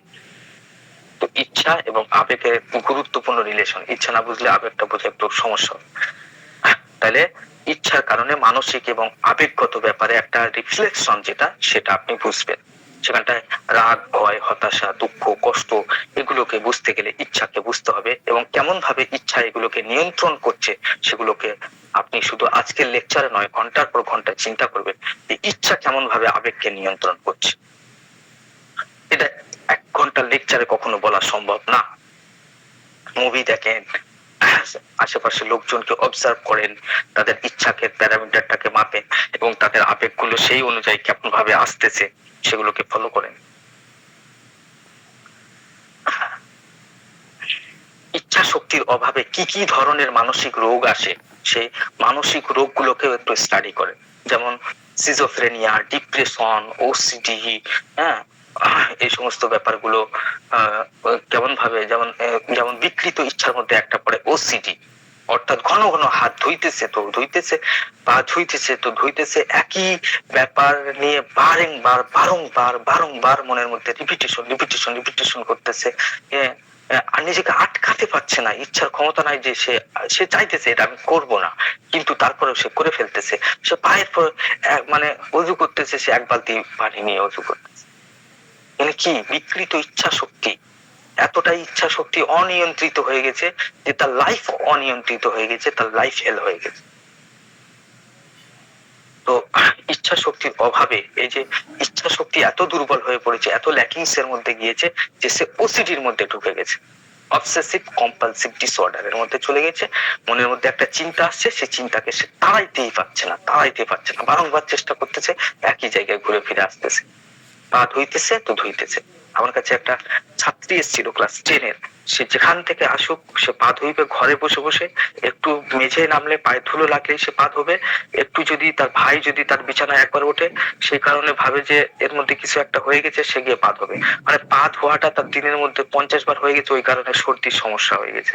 এখন মেন সমস্যা কি, সর্দির ওষুধ দিয়ে তো কোনো লাভ নাই, ওসিডিটাকে কন্ট্রোল করতে হবে। তার ইচ্ছা শক্তিটা এখানটায় দুর্বল হয়ে পড়েছে, মনের মধ্যে যে কোনো একটা ভাব আসতেছে সেই ভাবে সে বয়ে যাচ্ছে, তার সে ইচ্ছা করতেছে, তার মা তাকে বলতেছে, তার বাড়ির লোক তাকে বোঝাচ্ছে যে এতবার কেন পা ধুচ্ছিস, পায়ে কি হয়েছে তো, কিন্তু সে তো কন্ট্রোলের মধ্যে থাকছে, মায়ের হাতে মার পর্যন্ত খাচ্ছে, কিন্তু তার ইচ্ছা তার কন্ট্রোলের বাইরে চলে গেছে, এত দুর্বল, তার ইচ্ছা খুব দুর্বল হয়ে গেছে, সে মনের উপর আর শাসন রাখতে পারছে না।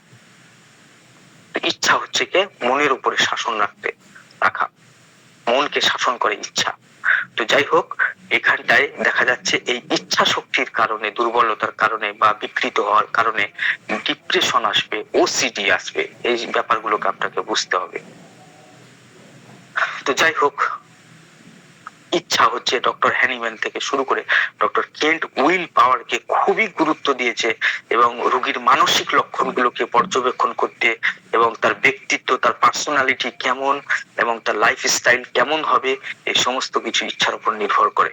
অতএব ইচ্ছা শক্তিকে ভালো করে বিশ্লেষণ করুন, ভালো করে অ্যানালাইসিস করুন, ক্লিনিকের মধ্যে বোঝার চেষ্টা করেন যে এখানটায় ব্যাপারটা কি হচ্ছে।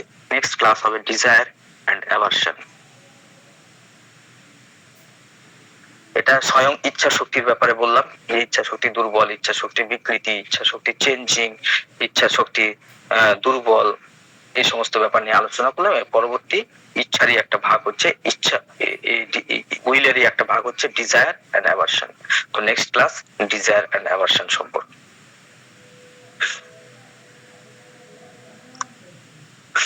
এখানে আমাদের অনেক অতিথি যুক্ত আছে, আমি 2-3 জনের কাছে ম্যামকে বলবো এই ব্যাপারটা পরিচালনা করার জন্য।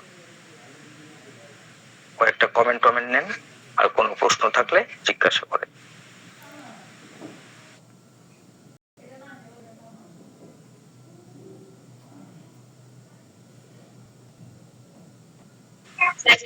হ্যালো, আচ্ছা আমাদের আজকের, হ্যাঁ জি স্যার বলতেছি, আমাদের আজকে ক্লাসটা শেষ। আপনাদের যদি কারো কোনো প্রশ্ন থাকে একটু করবেন, কোনো পিআইডির দরকার থাকলে।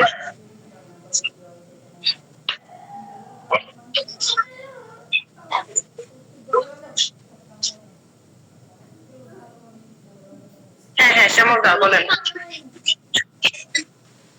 আসসালামু আলাইকুম স্যার। ওয়ালাইকুম সালাম। বলেন ভাই। স্যার ভালো আছেন?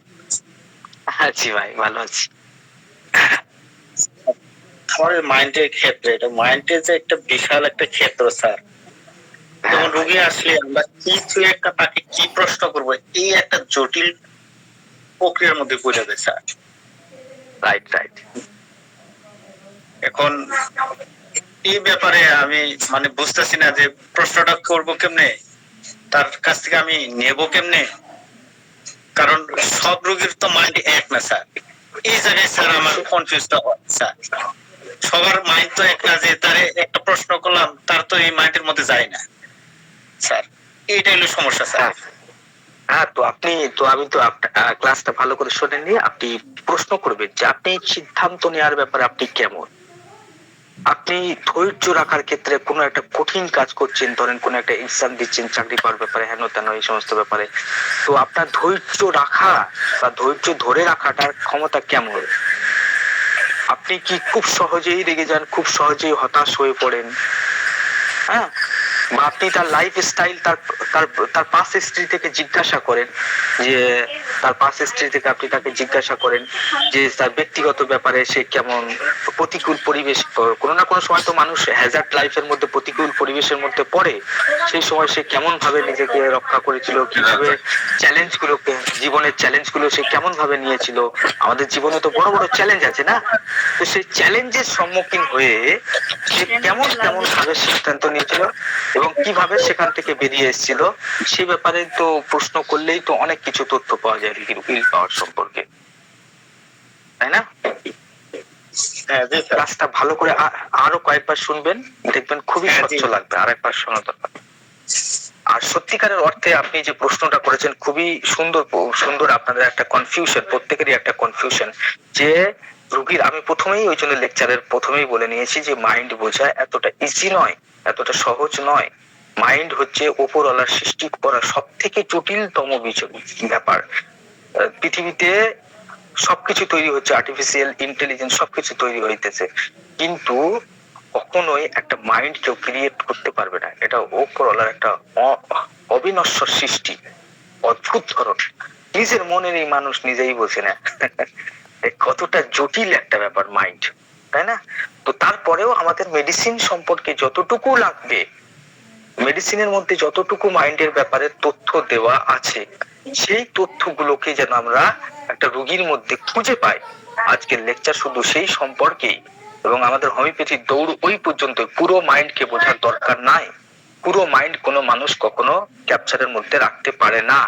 তো মেডিসিনের মধ্যে যে সমস্ত মাইন্ডে, যেমন আজকে নাক্স ভূমিকার কথা আসলো, আজকের অরাম মেটালিকামটা একবার করবেন, আজকে নাক্স ভূমিকার মাইন্ডের ইচ্ছা শক্তিটাকে একটু যাচাই করবেন, আজকে লাইকোপোডিয়ামের ইচ্ছা শক্তিটা নিয়ে একটু বসবেন, আজকে বারাইটা কার্বের ইচ্ছা শক্তিটাকে নিয়ে একটু বিশ্লেষণ করবেন মনের মধ্যে, দেখবেন অনেক কিছুই বুঝবেন এবং অনেক প্রশ্ন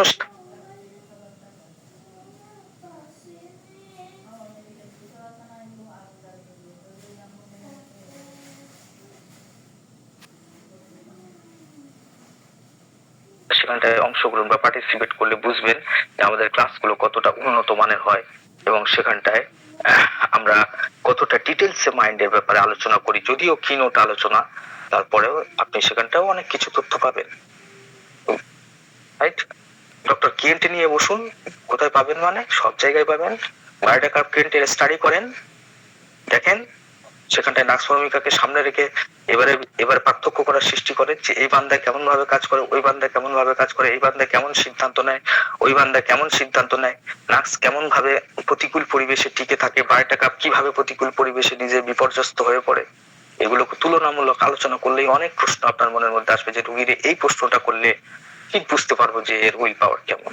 এই যে আমি রোগীর ক্ষেত্রে বললাম, কিছু কিছু পেশেন্ট আছে আপনাকে প্রতিশ্রুতি দেয়, প্রতিশ্রুতি রক্ষা করতে পারে না, হ্যাঁ, প্রতিশ্রুতির ব্যাপারে অবহেলা করে। ডাক্তার আসতেছি, do and do not advice যেটা করছে, যে মিষ্টি আপনি খাবেন না, কিন্তু নিজেকে সংযত রাখতে পারছে না, দমন, নিজেকে সংযম করার ক্ষমতা কতটুকু, সেগুলো তো আপনি প্রশ্ন করলেই বুঝবেন, আচার আচরণেও বুঝবেন।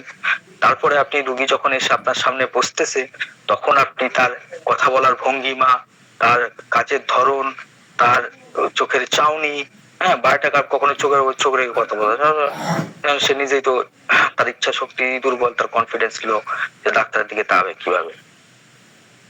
তো এইগুলো সব আস্তে আস্তে স্টাডি হবে, অনেক পড়াশোনা করতে হবে, বুঝতে হবে, আর ইনশাল্লাহ লেগে থাকলে 100% হবে। ওকে।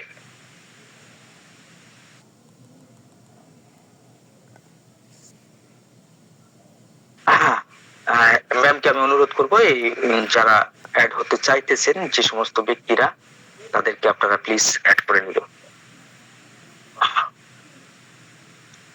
হ্যাঁ, আর কারো কোনো প্রশ্ন?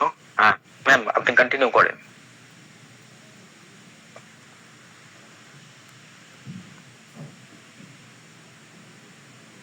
আচ্ছা, এই যেখানে দেখেন আমি হচ্ছে একটা গ্রুপের লিংক দিয়েছি, হ্যাঁ আপনারা ওখানে একটু রিকোয়েস্ট করেন, আমি অ্যাড করে দিচ্ছি।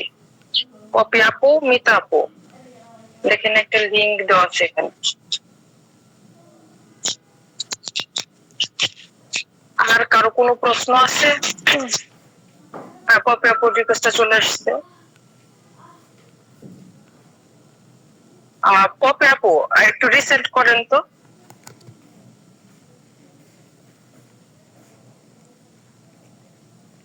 আর কারো কোনো প্রশ্ন আছে আজকে ক্লাস নিয়ে? কারো কোনো প্রশ্ন থাকলে নির্দ্বিধায় করতে পারেন। স্যার আর একটা জিনিস ক্লিয়ার হওয়ার জন্য স্যার, যেমন আমি দেখতেছি সে হলো নার্সের রোগী, ফিজিক্যাল লেয়ারটা নেওয়ার পরে, মেকআপটা নেওয়ার পরে, তাহলে ওকে তো আমি ওই নার্সের ডাজেই, ওই নার্সের যে তার মাইন্ড গুলো ওভাবে আমি প্রশ্ন করবো। তাকে যদি আমি ওই পালসিডিলের মতো যদি আমি প্রশ্ন করি যে আপনার এটা ইচ্ছা হয় কিনা, তাহলে তো হবে না স্যার। তাহলে ফিজিক্যাল লেভেলটা যখন আমরা মোটামুটি বুঝবো, তাহলে মোটামুটি আইডিয়া করা যায় যে তার মাইন্ডের লেভেলটা এই ধরনের যাইতে পারে। তখন কি আমরা ওইভাবে প্রশ্ন করব কিনা স্যার, এটা ক্লিয়ার হওয়ার জন্য স্যার।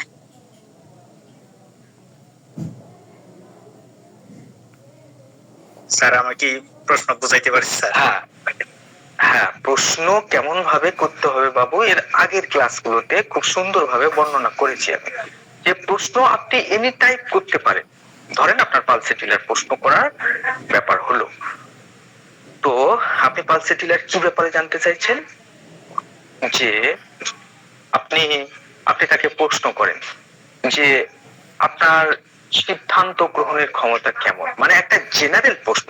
আপনি যখন কেস টেকিং করছেন তখন আপনি জেনারেল লেভেলে যে আপনার এই ব্যাপারটা কেমন, যে আপনি কেমন, হতাশাটা আপনার কেমন, বা আপনি আপনার কান্নার স্বভাবটা কেমন, আপনি কান্নাকাটি কেমন করেন, কেমন, দেখেন আপনি কি কাঁদেন, এই প্রশ্নটা রং। হ্যাঁ বা নাতে রোগী উত্তর দিবে, আপনার কোনো ফায়দা হবে না। আপনি যখন প্রচন্ড রেগে যান, আপনি যখন প্রচন্ড দুঃখ পান, তখন আপনি কি করেন, এই প্রশ্নটা দেখেন রোগীর একদম পুরো ময়দান ছেড়ে দেওয়া হয়েছে, যেখান থেকে খুশি সে অ্যান্সার করতে পারে, তাই না? সে বলতে পারে যে না আমি কাঁদি না, বা আমি ঘরের আড়ালে গিয়ে কাঁদি, বা আমি লোকজনের সামনে কাঁদি, বা হচ্ছে আমার কান্না আসে না, আমি মৌত বাড়িতে যাই, আমার মা মরে গেছে, তারপর আমি কাঁদতে পারতেছি না, আমার চোখ থেকে এক ফোঁটা পানি আসে না। এনি টাইপ অফ উত্তর সে দিতে পারে। তাহলে আপনি প্রশ্ন কি করছেন, আপনি যখন খুব দুঃখিত হন, বা খুব যখন হতাশ হয়ে পড়েন, বা যখন খুব রেগে যান, তখন আপনি কি করেন, এই যে একটা জেনারেল টার্মের প্রশ্ন করবেন, যাতে উত্তর দেওয়ার অবসর থাকে, রোগীর মৌকা থাকে, সুযোগ থাকে। যে কোনো প্রশ্ন আপনি করতে পারেন পালসেটিলার, কিন্তু কমনলি ভাবে নয়, তাকে নির্দিষ্ট করে নয়, ইয়েস ন বললেই ঝামেলা হবে। যে আপনি আপনার ফ্যামিলির ব্যাপারে আপনি কিরকম ধরনের, আপনার শ্বশুর আছে, শাশুড়ি আছে, আপনার স্বামী আছে, হ্যাঁ, তো আপনি তাদের কাছে কেমন, তারা আপনার ব্যাপারে কি রায় পেশ করে। আরে সবাই তো আমাকে খুব ভালো বলে, সবাই আসলে কি জানেন ডাক্তারবাবু, আমি প্রত্যেকের কাজ না করে দিই, আমি চাই যে লোকে আমাকে ভালো বলে, ওই জন্য সে ভালো হওয়ার জন্য সবার কাছে যে স্বামীর ইচ্ছা পূরণ করে, সে শ্বশুরের চাহিদা, শ্বশুরের যে দরকারি জিনিসপত্র সেগুলোকে সে আগিয়ে দেয়, হ্যাঁ, এটা গুড থিংস ক্রিয়েট করার চেষ্টা করে। এই যে আমি তখন পরিষ্কার বুঝলাম যে এখানে পালসেটিলা। এবার নাক্স ভূমিকা যদি আপনি প্রশ্ন করি, নাক্স ভূমিকার ক্ষেত্রে সেখানে আমরা কিরকম প্রশ্ন করতে পারি, যে আপনি স্কুল লাইফে আপনি তো পড়াশোনা করেছেন, তো সেখানটায় আপনার পারফরমেন্স কেমন ছিল। এইবার দেখবেন সে গল্প গড় করে বলবে, আরে ডাক্তার আমার ক্লাসে 2-3 জন ছিল, আমাদের মধ্যে তো সবসময় প্রতিযোগিতা হতো, কে ফার্স্ট হবে কে সেকেন্ড হবে। আচ্ছা, তাহলে আপনি পেশাগত ব্যাপারে এখন কি করেন, আচ্ছা ব্যাংকে কাজ করেন, আচ্ছা তো আপনার হচ্ছে কি প্রমোশন কেমন? ডাক্তারবাবু বলবেন না, একটা ঘাটিয়া কে একটা এসছে, হ্যাঁ বিরাট শো আপ করে সবসময় অফিসের বসের কাছে ভালো হওয়ার চেষ্টা করে, কিন্তু মার্শাল্লাহ আমি তো ব্যাস ওই ম্যানেজারের পদটা তো আমার চাই। ওটা আমি ওকে ঠিক হারাই দেবো। ম্যানেজার হওয়ার প্রচন্ড চেষ্টা করতেছে, তো ওরা আমি হইতে দেবো না। ও যা কিছু করতে হয়, যত টাকা খাওয়াতে হয়, যেরম ভাবে হোক আমার ওই পদটা চাই। এই যে আপনি এই কথাবার্তা, ব্যাস আপনি খুব সহজে পৌঁছে গেলেন। কম্পিটিটিভ, স্ট্রং উইল পাওয়ার, সবকিছু রুব্রিক্স মিলিয়ে দেখবেন না, আসবে, হবে আস্তে আস্তে। ধন্যবাদ স্যার। প্রশ্ন সবসময় জেনারেল ফরম্যাটে হবে। জি স্যার।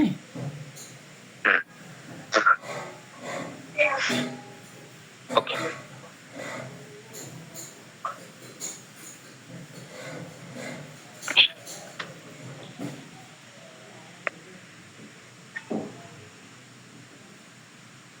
বেশিরভাগ পালসেটিলা মহিলাকে আপনি শুনতে দেখবেন, না না এই কাজটা করা যাবে না, জানিস বউ এই কাজটা করা যাবে না, আমার স্বামী শুনলে রাগ করবে, আমার শ্বশুর শুনলে কি বলবে জানিস, কি সব বলবে, আমি সহ্য করতে পারি না, আমার দেওর শুনলে মাথা খারাপ হয়ে যাবে।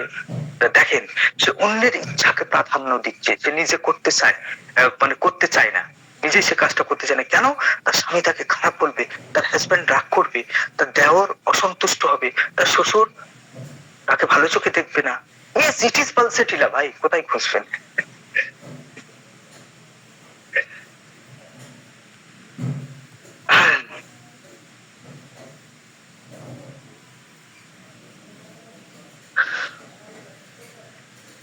ওকে, আর কোনো প্রশ্ন?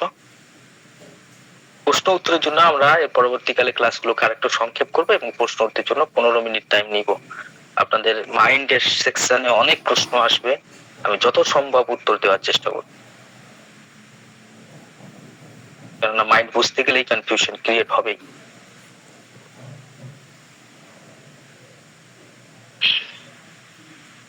হ্যাঁ ma'am, please continue.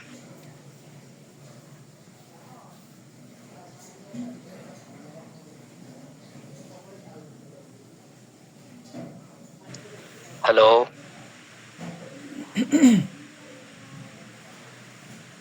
Hello, Mishu আপনার শোনা যাচ্ছে স্যার।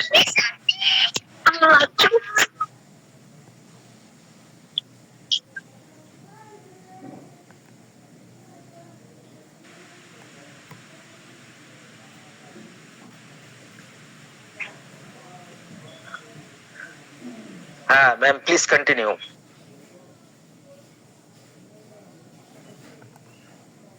ম্যাম আছেন না চলে গেছেন? জি স্যার, আছি স্যার। আচ্ছা, আর কারো কোনো প্রশ্ন থাকে? হ্যাঁ, আর কারো যদি কোনো প্রশ্ন থাকে তাহলে আমরা নেক্সট টাইমে নেব নাকি? আর শ্যামলদা, আমাদের হচ্ছে মাইন্ডের এই তো কেবল শুরু হচ্ছে, আর তারপরে একদম অরিজিনাল কয়েকটা কেস টেকিং ও দেখাবে স্যার, এই কেস টেকিং ক্লাসগুলো শেষ হওয়ার পরে। হ্যাঁ, তখন মনে হয় একটু ক্লিয়ার হবে, কয়েকটা কেস প্রেজেন্ট করা হবে, কয়েকটা কেস দেখানো হবে। এখন আপনারা মানে জেনে যান যে এই করতে হবে, তারপরে আরো ক্লিয়ারিটি আসবে পরে ক্লাস শেষে সম্ভবত, তখন আর কারো কোনো প্রশ্ন থাকবে না আশা করি। আমরা আগে থাকতে আমরা প্ল্যানিং করে নিচ্ছি যে প্রথমে আমরা উইলটাকে বুঝবো, উইল বোঝার পরে আমরা ইমোশন বুঝবো, যেরকম ভাবে ডক্টর কেন্ট বিভক্ত করেছেন ঠিক সেইভাবে আমরা এগোবো। উইল, ইমোশনে অনেক ক্লাস চলবে। ইমোশনালের পরে আমরা যাব হচ্ছে ইন্টেলেকচুয়াল এন্ড আন্ডারস্ট্যান্ডিং পাওয়ার, অর্থাৎ বোঝার ক্ষমতা, পারসেপশন, রোগী কিরকম অনুভব করতেছে, পারসেপশনে যাব। তারপরে আমরা যাব মেমোরি, রাইট? মেমোরিতে আমরা কি কি প্রশ্ন করব, সেখানটায় নানান ধরনের মেডিসিনের নানান ধরনের অ্যাপিয়ারেন্স গুলোকে দেখব, কেমন কেমন ভাবে অ্যাপিয়ার হইতেছে, এটাতে যাব। তারপরে আমরা যাব ড্রিমস, স্বপ্ন। পরপর মাইন্ডের চ্যাপ্টার গুলো এইভাবে আমি সাজিয়ে নিচ্ছি, আজকের একটা ব্রিফ প্ল্যানিং করেছি এবং সেইভাবে মাইন্ড গুলোকে প্রেজেন্ট করব। আর তারপরে যাব পার্সোনালিটি বা টেম্পারমেন্ট। অনেক মেডিসিনের মধ্যে টেম্পারমেন্ট লেখা থাকে, মেলানকোলিক টেম্পারমেন্ট, তারপরে হচ্ছে কোলোরিক টেম্পারমেন্ট, হেলগ্যামেটিক টেম্পারমেন্ট, স্যাঙ্গুইন টেম্পারমেন্ট, এই 4 রকম টেম্পারমেন্ট আছে। এই টেম্পারমেন্টের উপরে একটা স্পেশাল ক্লাস হবে। তারপরে অ্যাডাপ্টিবিলিটি, অর্থাৎ অ্যাডাপ্টিবিলিটির উপরেও ক্লাস হবে, যে পেশেন্ট প্রত্যেকটা সিচুয়েশনের মধ্যে কিরকম ভাবে নিজেকে খাপ খাওয়াচ্ছে, তার উপরে আমরা কি কি মেডিসিন ভাবতে পারি, সেখানে কি কি প্রশ্ন করতে পারি। তারপরে স্পেশাল ভাবে ক্লাস হবে সেক্সুয়াল ডিজায়ারের উপরে। তারপরে নেচার অ্যান্ড হ্যাবিট, অর্থাৎ স্বভাব এবং অভ্যাস, এর উপরে স্পেশাল ক্লাস হবে। তারপরে আমাদের ক্লাস হবে ইমোশন, কিসের উপরে, গেস্টার অ্যান্ড পোস্চার, অর্থাৎ অঙ্গি ভঙ্গি, নানান ধরনের অঙ্গি ভঙ্গি, তার উপরেও আমাদের গেস্টার এবং পোস্চারের উপরেও আমাদের ক্লাস হবে। গেস্টার কি, পোস্চার কি, অঙ্গি ভঙ্গি কি, শারীরিক ভঙ্গি কি, এই সমস্ত ব্যাপারেও ক্লাস হবে। তো ইম্পর্টেন্ট ক্লাস কেউ মিস করবেন না। ওকে, এই হচ্ছে আমার প্ল্যানিং। আপনাদের কিছু সংযোজন থাকলে আপনারা বলতে পারেন, এবং আমি এই ক্লাসে মাত্র 2 জন বা 3 জনকে সুযোগ দেবো যে এই ক্লাসটা রিভিউ সম্পর্কে আপনারা মতামত দিবেন। 3 জন ব্যক্তির মতামত দিব। আজকের ক্লাসটা সম্পর্কে কোনো রকমের সাজেশন থাকলে বা কোনো রকমের সমালোচনা বা হচ্ছে কোনো রকমের সংযোজন বা বিয়োজন ব্যাপারে আপনারা 3 জন মতামত দিবেন। কে কে দিবেন, একটু হাত তোলেন প্লিজ।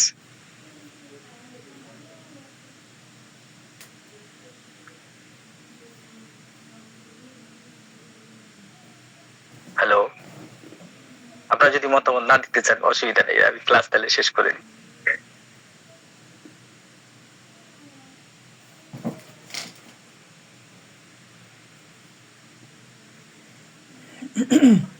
আচ্ছা, আমাদের ডক্টর অনিবান স্যারের কাছে যাবো। ডক্টর অনিবান, প্লিজ আপনি কিছু বলুন আজকে ক্লাস সম্পর্কে, এবং কোন রকমের অ্যাড করতে হলে বা কোনো ধরনের চাহিদা থাকলে বলেন। ভাই কি আমার কথা বলছেন? হ্যাঁ হ্যাঁ, আপনি বলেন। ভাই আমি আজকে ক্লাসে ঢুকতে পারিনি, আমি 9:30 পর 9টার মানে 5-7 মিনিট আগে ঢুকছি। আজকে আমি ক্লাসে ছিলামই না, ঠিক আছে। আমার আসতে চেম্বারে থেকে দেরি হয়ে গেছে অনেক। আজকে আমার এই রেকর্ডিংটা শোনা লাগবে, এই জন্য মতামত দিয়ে আসলে কঠিন হয়ে যাবে আমার জন্য আজকে। আচ্ছা, doctor Nafiul Alam please.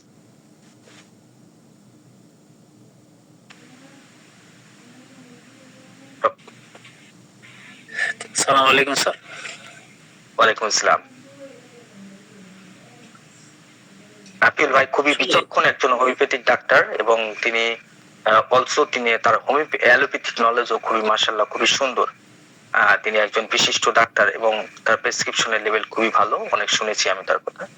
Okay, doctor Nafiul ভাই প্লিজ বলেন। Thank you sir. আসলে কি বলবো, যা বলছি যে ক্লাসটা সম্পর্কে বলি, এটা বড় ভাই যা হয় আজকে আলহামদুলিল্লাহ খুবই সুন্দর। মানসিক মেন্টাল ডিপার্টমেন্টের এই ধরনের একটা ক্লাস অনেকদিন আগের থেকেই আমাদের একটা প্রয়োজন ছিল, খুবই দরকার ছিল, এবং অনেক খোঁজাখুঁজি করতাম যে এই রুব্রিক্স গুলোর ব্যাখ্যা, মাইন্ড সেক্টরে এসে কিভাবে এর ক্লাসিফিকেশন, কিভাবে বা প্রশ্ন করা হবে, কিভাবে বা এই মাইন্ড গুলোকে আমরা কালেকশন করব, পেশেন্টের ভিতর থেকে আনবো, নানান ধরনের জল্পনা কল্পনা এভাবে হতেই থাকতো। আমরা বিশেষ করে আমি ম্যাম বা আমরা যারা আলোচনা করতাম তারা এই বিষয়ে খুবই আলোচনা করতাম।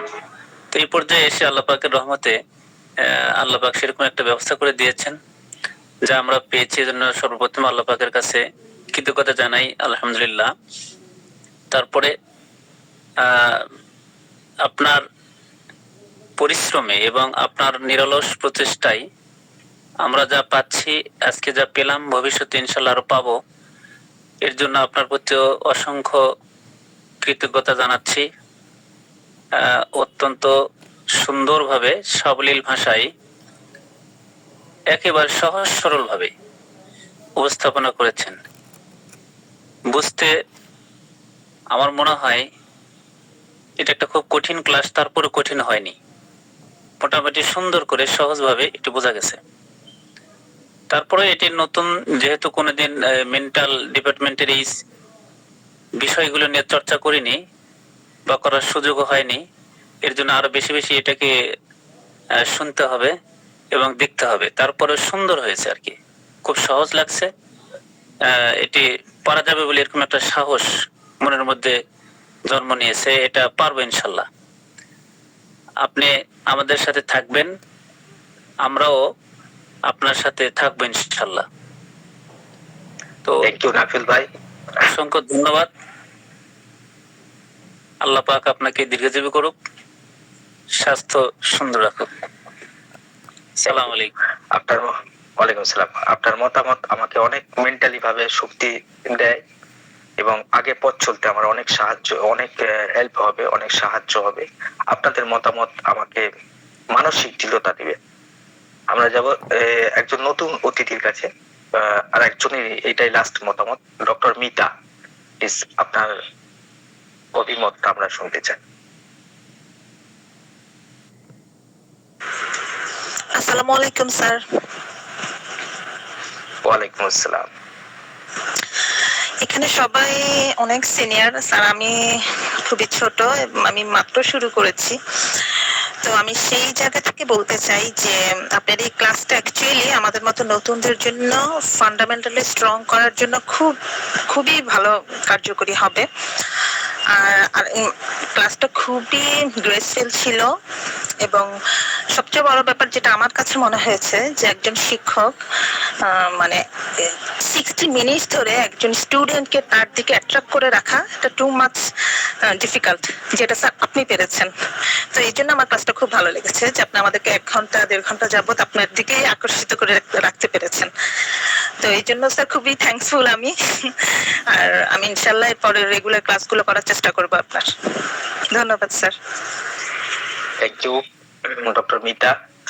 আপনার কথা খুবই সুন্দর লাগলো এবং আমি যতই চেষ্টা করি ক্লাসগুলো ছোট করার জন্য কিভাবে অস্বাভাবিক বড় হয়ে যায় আমি নিজে বুঝতে পারি না। আর অবশ্যই আমাদের সঙ্গে থাকুন এবং ইনশাল্লাহ আমরা আরো দুর্দান্ত ক্লাস নিয়ে আসবো এবং আমাদের অ্যাডভান্স ক্লাসেরও প্ল্যানিং আছে। আর প্রতি বুধবার এই ক্লাসটা হয়, প্রতি বুধবারেই আমরা এখানটায় আমাকে পাবেন প্রায় সময়। কয়েকটা অসুবিধার জন্য 2টা বুধবার গ্যাপ গিয়েছে, কিন্তু ইনশাল্লাহ এবার কন্টিনিউ ধারাবাহিক ভাবে মাইন্ড সিমটমস এর উপরে, মেন্টাল জেনারেলের উপরে হবে এবং ইনশাল্লাহ এটা যারা অ্যাডভান্স আছে এবং যারা বেসিক আছে প্রত্যেকের জন্য সমান উপকারী হবে বলে আমার আশা। থ্যাংক ইউ, প্রত্যেককেই অজস্র ধন্যবাদ। সঙ্গে থাকবেন। আজকে এই পর্যন্তই, অনেকটা সময় নিলাম, আপনাদের অনেকটাই সময় গেল। Thank you. হ্যাঁ প্লিজ বলেন হাবিব। হ্যাঁ হাবিব ভাই প্লিজ বলেন। জি আসসালামু আলাইকুম স্যার। আমরা যারা নতুন আছি, হ্যাঁ ধরেন আপনার 2টা টপিকস এর উপরে আপনি বর্ণনা দিলেন, সেই ক্ষেত্রে আমাদের এইখানে যারা গ্রুপে আছে তাদের মধ্যে এই যে অভিনয়ের মতো ধরেন আপনি 2টা জিনিস আপনি জিজ্ঞাসা করবেন, হ্যাঁ আরেকজন কিভাবে প্রশ্ন করেন, সে কিভাবে উত্তর দেয়, মানে প্রত্যেকটা ক্লাসে একটা নির্দিষ্ট 10 মিনিট 15 মিনিট মানে রাখতে পারলে আমার মনে হয় এটা আর একটু খোলামেলা ভাবে মনে হয় ভালো হয় আর কি, এটা আমার মত আর কি। আচ্ছা ঠিক আছে ভাই, আপনার কথাটা মনে থাকবে এবং পরবর্তীকালে আমরা এটাও সংযোজন করার চেষ্টা করব। থ্যাংক ইউ, গুরুত্বপূর্ণ মতামত দেওয়ার। ওকে, তাহলে আজকের এই পর্যন্তই। নেক্সট বুধবারে আবার দেখা হবে। আর প্রতিদিন সকালে আমাদের ক্লাস আসে। থ্যাংক ইউ মহিউদ্দিন ভাই, থ্যাংক ইউ। আসসালামু আলাইকুম। ওয়ালাইকুম আসসালাম। আচ্ছা অনির্বাণ দা। জি বলেন ভাই। বলতেছেন আপনার ফোন নাম্বারটা একটু দিবেন, আপনার সাথে কথা বলবো। হ্যাঁ নিশ্চয়ই। হ্যাঁ মাফ করবেন, আজকে আমার আমি ভুলে গেছিলাম আজকে বুধবারটা, ঠিক আছে এই জন্য আমিও আসছি দেরি করে, জি বলেন।